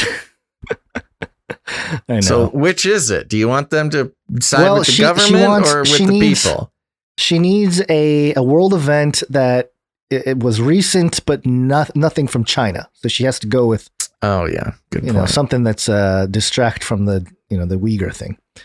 A report commissioned by Facebook found in 2018 that the company failed to stop its platform being used to, quote, foment division and incite offline violence in Myanmar.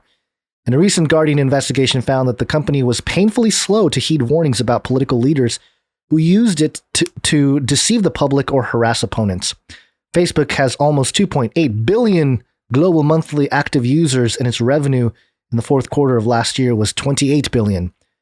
There are signs that Joe Biden, the U.S. Congress, and the Federal Trade Commission intend to take tougher lines on big tech, but Clinton acknowledged, quote, it's not easily done. They're incredibly powerful, but I don't see any alternative if we're going to try to deal with the very real dangers that disinformation and the divisiveness it breeds pose to our democracies. Trump took swipes at internet companies, but concentrated most of his fire on CNN, the New York Times, and other mainstream media. He notoriously gorged on press attention while also demonizing them as, quote, the enemy of the people. He said fake news was the enemy of the people, not all of mainstream media, but okay. Again, Clinton, another one of these repeat the lie as many times as you can things. Yeah. Clinton, who as a Secretary of State traveled the world promoting freedom of the press, was appalled. Once an American president said that the press was the enemy of the people. That gave permission to all kinds of autocrats to make the same claim, she said. Quote, I don't know any American president who's ever thought he got fair press. They always believe that they are not understood or they're being held to impossible standards or whatever their complaints might be. But we never had a president who essentially aligned himself with authoritarian thinking and acting the way we did with our former president. I did do damage. What? I did do damage inside our own country. Oh, it did do damage inside our own country because it fed paranoia, conspiracy theories, partisan differences in our own political system that led many people to claim that the press was the enemy of the people, or at least the enemy of what they believed in. Ugh, just a bunch of goggly gook. Yeah. She just kind of complains for a while. Yeah, afterwards. it's the whole thing, and it's again one of the biggest points is she's calling for a global reckoning. So not just a U.S. thing, but working in the calling for a global united power to censor and control flow of information. Kind of sounds like cool. what China would want. Yeah, because it sounds like exactly what China wants to do. So okay, but that doesn't come as a surprise, I suppose. Not really. Well, good luck there, Hillary. Keep it up there with your complaining. I guess that's all she's really doing now to get some press is complain. Yeah. All right. Well, let's move on to Bill Gates here. Couple things. Yep. We're Bill Gates. taking things that are genetically modified organisms and we're injecting them in little kids' arms. We just shoot them right into the vein, right into the vein, right into the vein, right into the vein. So it was live last show that Bill and Melinda Gates' divorce was announced during the show. Breaking news. And of course, this questions began to circulate. But this is coming from ZeroHedge.com. So, we're going to get a little crazy.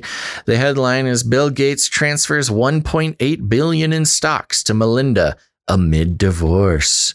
As reporters look for clues about how Bill and Melinda Gates plan to divide up their fortune, focus is shifting to Cascade, the Gates family office set up with the proceeds from selling Gates's Microsoft shares, as well as his investment dividends. The family office has long been seen as a piggy bank for the Bill and Melinda Gates Foundation. And according to an SEC filing, Cascade transferred $1.8 billion in Canadian National Railway stock to Melinda French Gates on May 3rd. Cascade also transferred 2.94 million shares in AutoNation, worth $309 million. The move makes Mrs. Gates the sixth biggest shareholder in Canada, Canada's largest railway. However, Cascade, controlled by Bill Gates, remains the largest shareholder, with more than 101 million shares, worth roughly $11 billion. CN is the biggest investment held by Cascade, representing 24.4% of its holdings. Waste disposal company Republic Services is Cascade's second largest stake at 23.9%, while heavy equipment maker. There's a lot of typos in this article, by the way. Come on, Tyler Durden. Zero Hedge. Yeah. Deere is third at 18%. Through Cascade, Gates has interests in real estate, energy, and hospitality, as well as stakes in dozens of public companies, including Deere & Co. and Republic Services. The couple are also among the largest landowners in America. Other investments Gates owners... The typos are too much in this, Zero Hedge. You gotta double check. Do just the smallest amount of proofreading, please. Berkshire Hathaway, Class B, $1.69 billion. Yeah, okay, we know they have a lot of shares and crazy stuff. Gates lists himself as the sole member of Cascade Investment and makes clear that the stocks that he and Melinda own jointly through the Bill and Melinda Gates Foundation Trust are completely separate from his own direct ownership.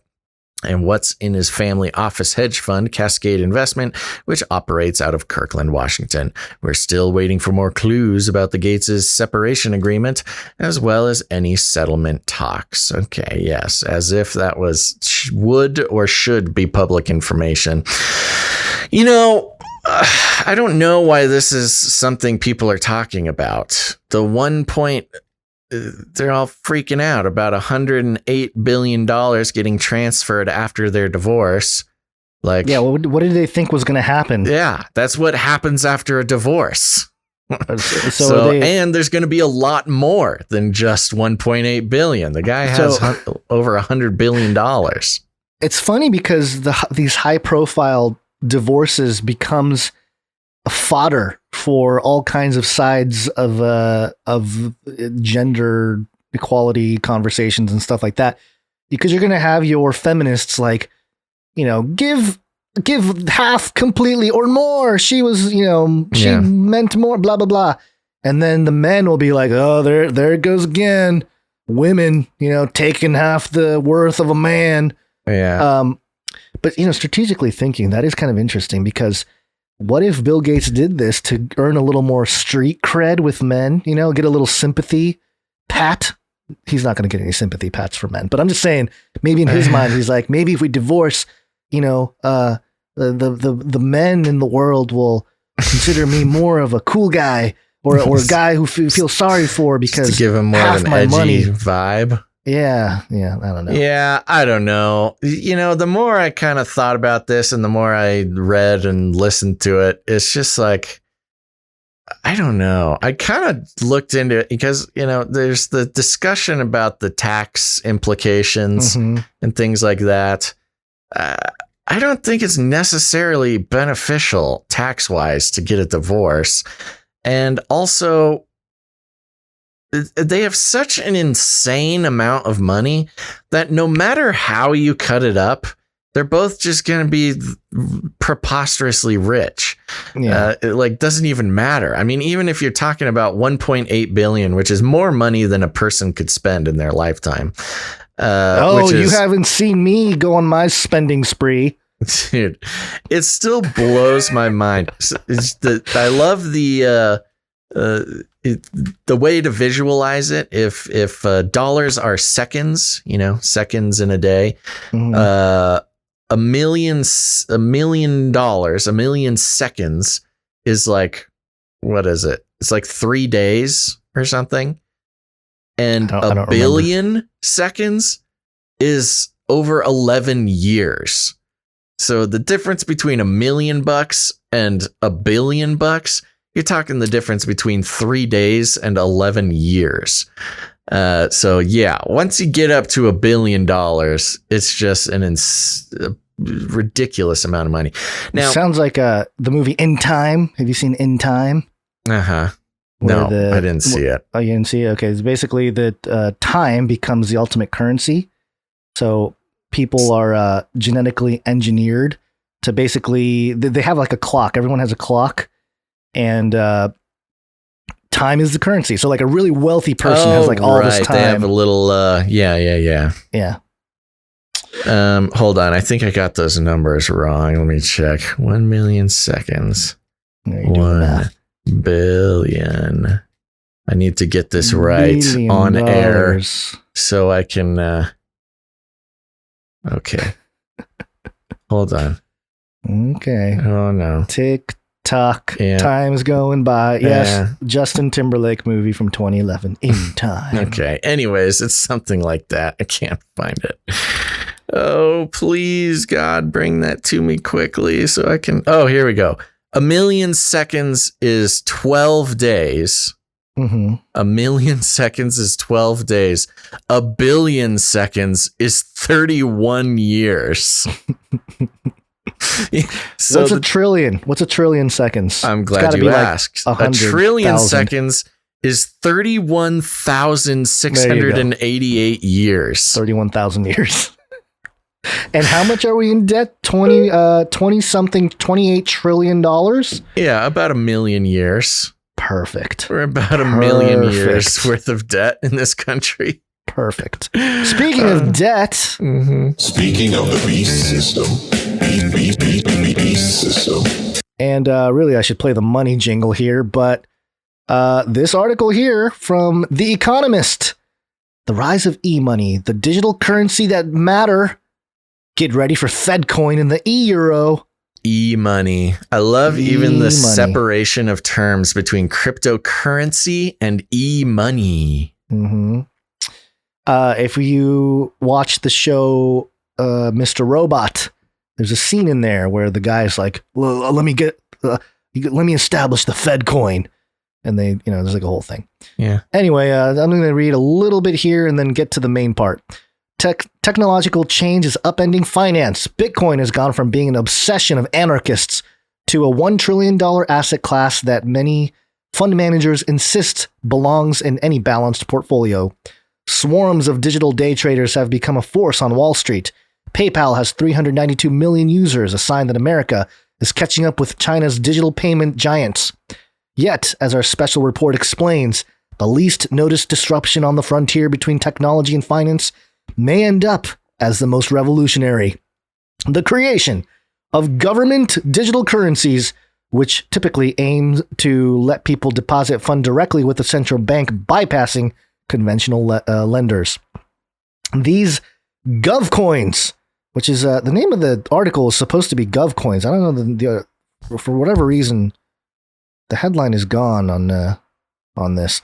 Anyway, it says here, these gov coins are a new incarnation of money. They promise to make finance work better, but also to shift power from individuals to the state, alter geopolitics, and change how capital is allocated. They are to be treated with optimism and humility. Oh, great. Yeah.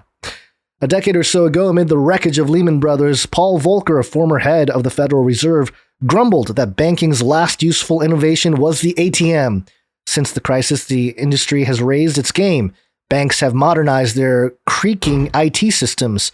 Entrepreneurs have built an experimental world of decentralized finance, of which Bitcoin is the most famous part, and which contains a riot of tokens, databases, and conduits that interact to varying degrees with traditional finance. Meanwhile, financial platform firms have now over 3 billion customers who use e-wallets and payment apps. Alongside PayPal are other specialists such as Ant Group, Grab, and Mercado Pago or Pago. Established firms such as Visa, the Silicon Valley wannabes such as Facebook. Ooh, burn Facebook. Government or central bank digital currencies are the next step, but they come with a twist because they would centralize power in the state rather than spread it through networks or give it to private monopolies. The idea behind them is simple. Ideas of holding an account with a retail bank, you would do so direct with a central bank through an interface resembling apps such as Alipay or Venmo. Rather than writing checks or paying online with a card, you could use a central bank's cheap plumbing. And your money would be guaranteed by the full faith of the state, not a fallible bank. Very interesting, isn't it? Yeah. They already know the banking system as it currently stands is over. Yeah. And Bitcoin kind of destroyed it. But now they're jumping on that train to push their gov coin. Don't worry, the government will give you value. Want to buy a pizza or help a broke sibling? No need to deal with Citigroup's call center or pay MasterCard's fees. The Bank of England and the Fed are at your service. Oh my God. The metamorphosis of central banks from the aristocrats of finance to its laborers sounds far-fetched, but it's underway. Over 50 monetary authorities representing the bulk of global GDP are exploring digital currencies. The Bahamas has issued digital money. China has rolled out its e-yuan pilot to over 500,000 people. The EU wants a virtual euro by 2025. Britain has launched a task force. In America, the world's financial hegemon is building a hypothetical e-dollar. Aren't you excited, Basil? Am I exciting you? I love hypothetical e-dollars. Hold on. One motivation for government and central banks is a fear of losing control. Today, central banks harness the banking system to amplify monetary policy. If payments, deposits, and loans migrate from banks into privately run digital realms, central banks will struggle to manage the economic cycle and inject funds into the system during a crisis. That's funny. Unsupervised private networks could become a wild west of fraud and privacy abuses. Goes into a little thing here. It just keeps complaining, or not complaining really, mentioning how central banks become obsolete and how governments are so awesome. I know. It's trying to harness the enmity for central banks, but be like, oh, don't worry, government's the answer. Yeah, but it's more really government control. It says here, government digital currencies could also expand governments as toolkits by letting them make instant payments to citizens and cut interest rates below zero. For ordinary users, the appeal of a free, safe, instant, universal means of payment is obvious. It is this appeal, though, that creates dangers. Unconstrained, gov coins could become a dominant force in finance, particularly if network effects made it hard for people to opt out. Really? No, duh. They could destabilize banks because if most people and firms stash their cash at the central banks, lenders would have to find other sources of funding with which to back their loans. If retail banks were sucked dry of funding, someone else would have to do the lending that fuels business creation. This raises the queasy prospect of bureaucrats influencing credit allocation. In a crisis, a digital stampede of savers to the central bank could cause bank runs. Oh no. Give us our money, banks, to take it to the government. Okay, this is the part that gets interesting because they have to use a little bit here. One ascendant, GovCoins could become panopticons. What? Wait, what did you say? Once ascendant? Once ascendant, yeah. GovCoins could become panopticons yes. for the state to control citizens. Mm-hmm. Think of instant e-fines for bad behavior. They already have that in China. Yeah. They could alter geopolitics too by providing a conduit for cross-border payments and alternatives to the dollar, the world's reserve currency, at a linchpin of American influence. The greenback's reign is based partly on America's open capital markets and property rights, which China cannot rival. But it also relies on old payments systems, invoicing conventions, and inertia, making it ripe for disruption. Small countries fear that instead of using local money, people might switch to foreign e-currencies, causing chaos at home. Ooh, chaos. Chaos.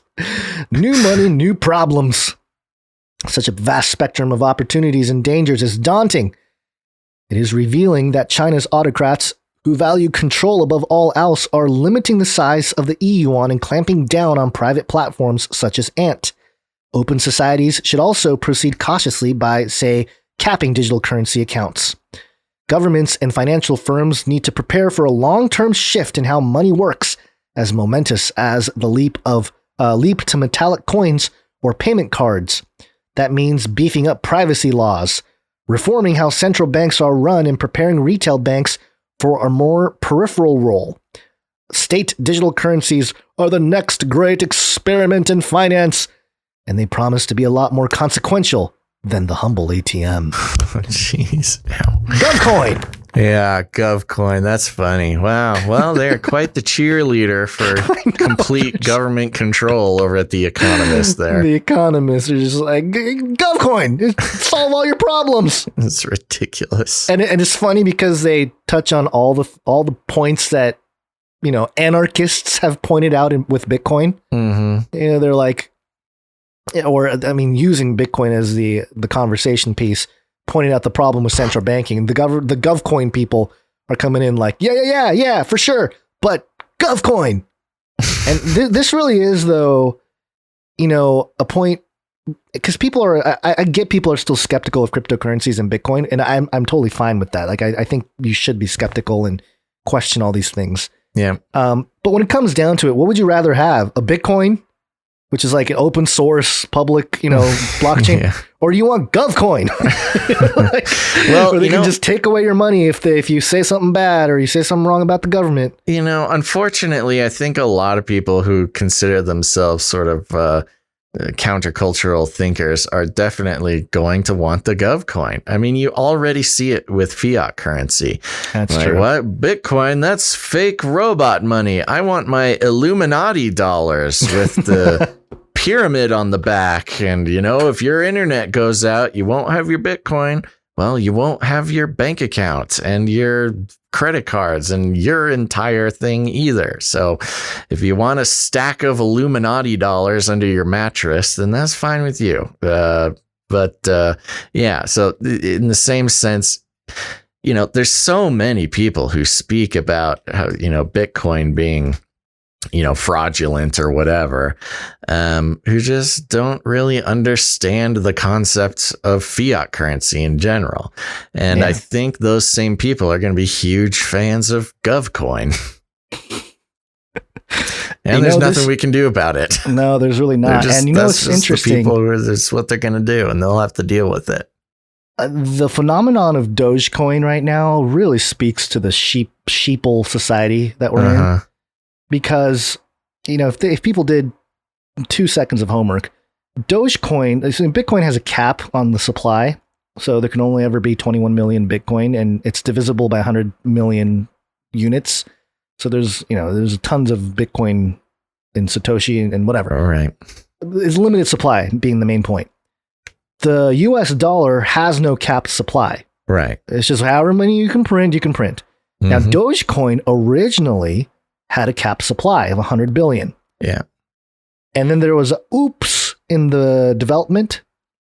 And, there was some bugs that they discovered that created more Dogecoin than there was supposed to be. And that still stands today. There is not a cap, a limit on Dogecoin. Yeah. I think that they were saying like 10,000 Dogecoin or maybe more than that are minted every day or something. So, similar to the US dollar, there is no limit to the supply of Dogecoin, which... which is funny because people would ignore Bitcoin for years, but then Dogecoin comes around and they get on board. Like, I want the one that has no limits and has no infrastructure attached to it. I want it. Because Elon Musk said, wouldn't it be ironic? Yeah. And that's really the reason why people are all Dogecoin. Yeah. Because of Elon. Which, by the way, isn't tomorrow the Saturday Night Live? Is Elon going to dress up as a Shiba Inu and run around or something? Oh, I have no idea. I didn't hear about that. This is partly why Doge has been pumping so much in the last week, is because Elon Musk is hosting Saturday Night Live, and who knows what he's going to do, but allegedly he's going to mention Dogecoin, or there's going to be some kind of Doge skit or something like that. So buy the rumors, sell the news is what I always hear. That's right. People are probably going to be selling to people that are more sheeple than the current Doge sheeple. All right. Well, speaking of the dangers of digital currency, Gons. One last little thing here from GlobeNewsWire.com. The headline: Rise of the Cyborg. Arcos Lab fraud report finds human bot hybrid attacks increase in Q1. Are you ready to become cyborg?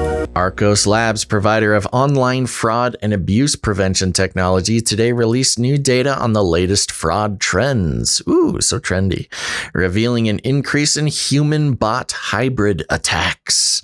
The Q2 Arcos Labs fraud and abuse report released today also found that Europe was on the top attacking geography, with more than 1/3 of all attacks originating there. Additionally, 33%. 1/3. Additionally, there was a significant amount of human-driven attacks originating from North America, which could indicate that many who are drawn to fraud, who make money during lockdowns, have continued on this path. Quote, many who dabbled in fraud in 2020. I'm not a professional fraudster. I just dabble. Just dabble some fraud and try it out, see how it goes. Dogecoin and fraud. Quote, many who dabbled in fraud in 2020 have continued to find the profession profitable and continue on with it instead of returning to legitimate work, said Vanita Pandey, CMO at Arcos Labs. Quote, there is an increasing amount of people who, while not pursuing fraud as a full-time job, are engaging in activities like fake reviews, disseminating fake information on social media, and new user sign-up bonus abuse. This new face of fraud is emerging as a permanent part of the landscape. Quote, a significant number of attacks from Europe originated from Russia, said Adrian Jenkins, Arcos Lab. The cat is attacking again. Arcos Lab Regional Vice President. EMEA, quote, in Europe, attacks are focusing on online dating and gaming, with some of the top attackers, in addition to Russia, including the Netherlands, Germany, Ukraine, and Turkey. 2021 started off busy with heightened attack volumes carrying over from the end of 2020. However, by the midpoint of Q1, there was a drop-off in attacks in most industries, except technology and media streaming, which continues to see high fraud levels. At its peak, the Arcos Labs network detected 5 million attacks daily during the first half of Q1, the overall attack rate dropped significantly as the quarter went on, from a peak of more than 30% of sessions being identified as malicious to much more manageable 17%. This was due to a respite from large-scale targeted bot attacks. Human-driven fraud, however, did increase slightly this quarter. Excuse me. Get that cat out of here. Yes, sir. Yeah. Well, it goes into some other stuff here, but I thought it was interesting, this human bot hybrid. And I think it speaks to where we're headed in the hive mind as more people get connected to the internet with their brain microchips and all this kind of stuff. Trolling is going to become very interesting. Yeah. Because it's not going to be just professional and hobbyist trolling. And because right now it's an individual trolling and OnlyFans. Gosh. Yeah. So the idea of trolling right now is, just an individual doing their thing or whatever, but with a bot, not just in the sense of like, in kind of a digital way, but literally in like the virtual universe, I think it'll be akin to a physical attack. Yeah. At a certain point, it's going to be indistinguishable when a human / bot hybrid truly goes online in the virtual realm and does its thing. But anyway, I just thought there was an interesting story. Neuralink, kind of keeping Neuralink trolls. Oh, that's what they're going to be called. We're calling it. I'm putting it in the red book. Neuralonks. Neuralink trolls will be called Neuralonks. That's a horrible prediction. It's a prediction that's going to take about 15 years to catch on. I don't care. It's going in. Yeah, that's good. Hopefully we're all here still, but who knows? All right. Anything else? Neuralonk. Okay. No, nothing else. I got to get out of here, man. I'm trying to shorten these shows. They end up being 4 hours every time. We just deal with this. We can't stop. It's our destiny. All right, everybody. Thanks for tuning in. Here's the thing. We'll be back on Monday. That is the 10th, May 10th on Monday. We'll be back with another episode of Canary Cry News Talk. Hey, there's a few things you can do to help us out, though. If you get any value from this show, you should consider becoming a producer of next Monday's show. That'll be episode 335.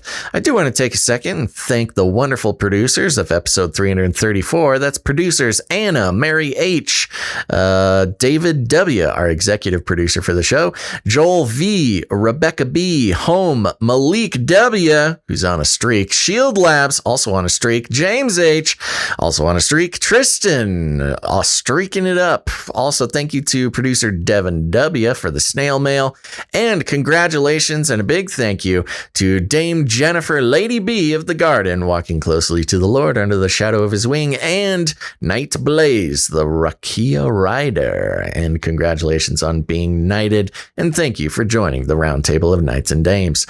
So there you go. Thank you to all of our producers as well as our time stampers. Thank you, Rachel, as well as jingle makers and artists. You guys are the best. If you want to become a producer of the show, please do. We need producers for Monday's show. You can do that by heading over to patreon.com/CCNT, or you can head on over to canarycrynewstalk.com. No, canarycryradio.com/support. canarycryradio.com/support. That's right. canarycryradio.com/support. Become a producer, sign up for a monthly producership, or produce the show in any amount that you would like. Just make the number important to you. That's what matters.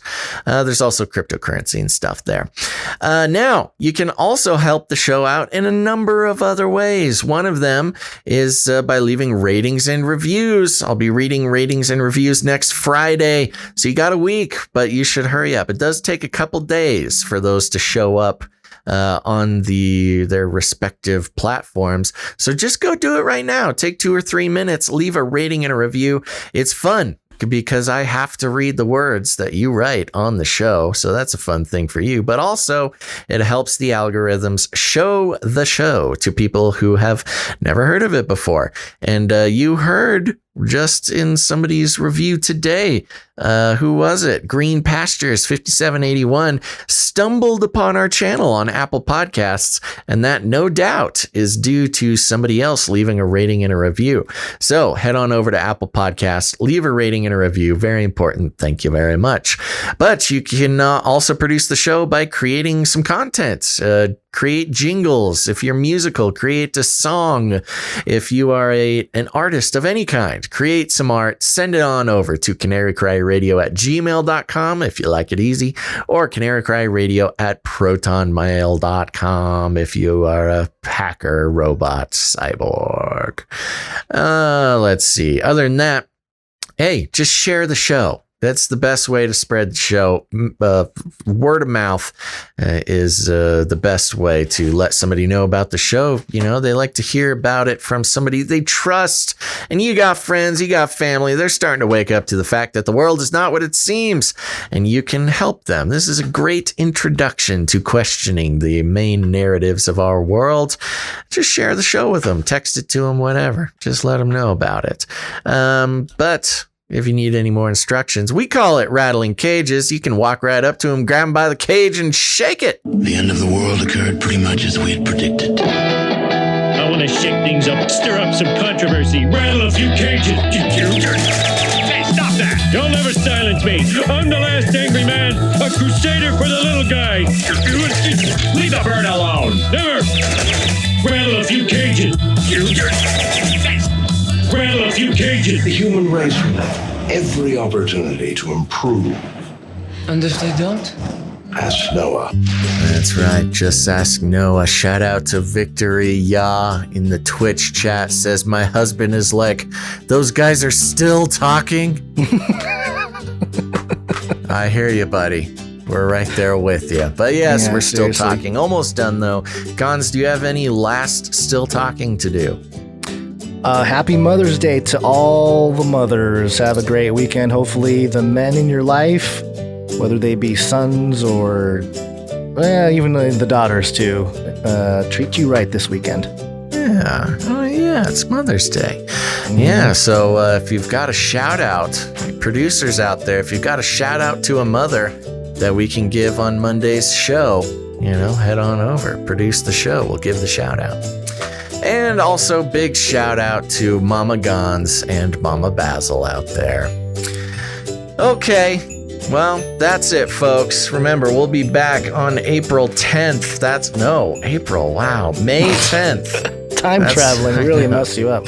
May 10th. That's this Monday. Be there, be square, folks. Okay, thanks for listening to this episode of Canary Cry News Talk. Make sure to tune in next time. But until then, think outside the cage. You okay? Yeah, I breathed my own spit right as I was doing no. Think outside the cage. Remember, reality is an illusion. The universe is a hologram. Buy gold. Buy! I want to shake things up, shake things up. I want to shake things up, shake things up. Leave the bird alone. I want to stir up some controversy. I want to rattle a few cages. I'm the last angry man. You'll never silence me. I'm the last angry man. I'm the last angry man. You'll never silence me. I'm the last angry man. A crusader for the little guy. Well, we'll see about that. Whatever, Illuminati.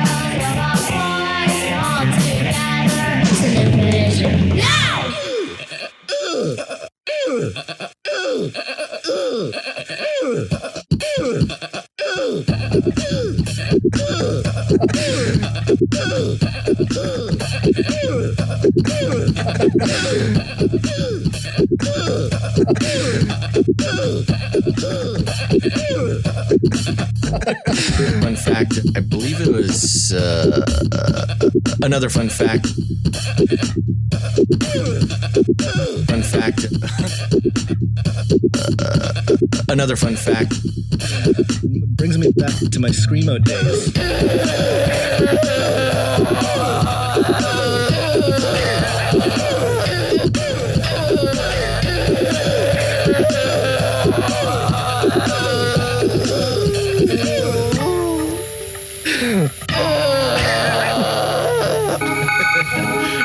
In the future, humans will be confined in a people's zoo. People, I'll keep you safe and warm in my people's zoo.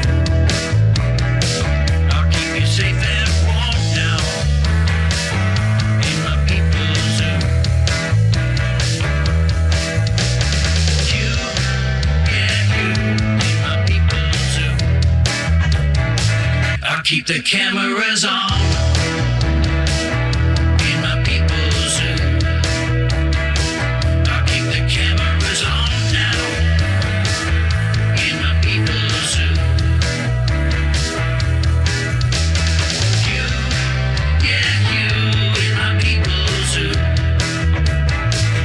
Aborted feces.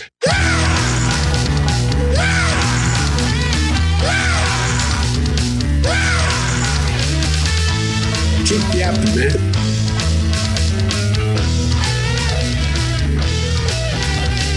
Come on, man.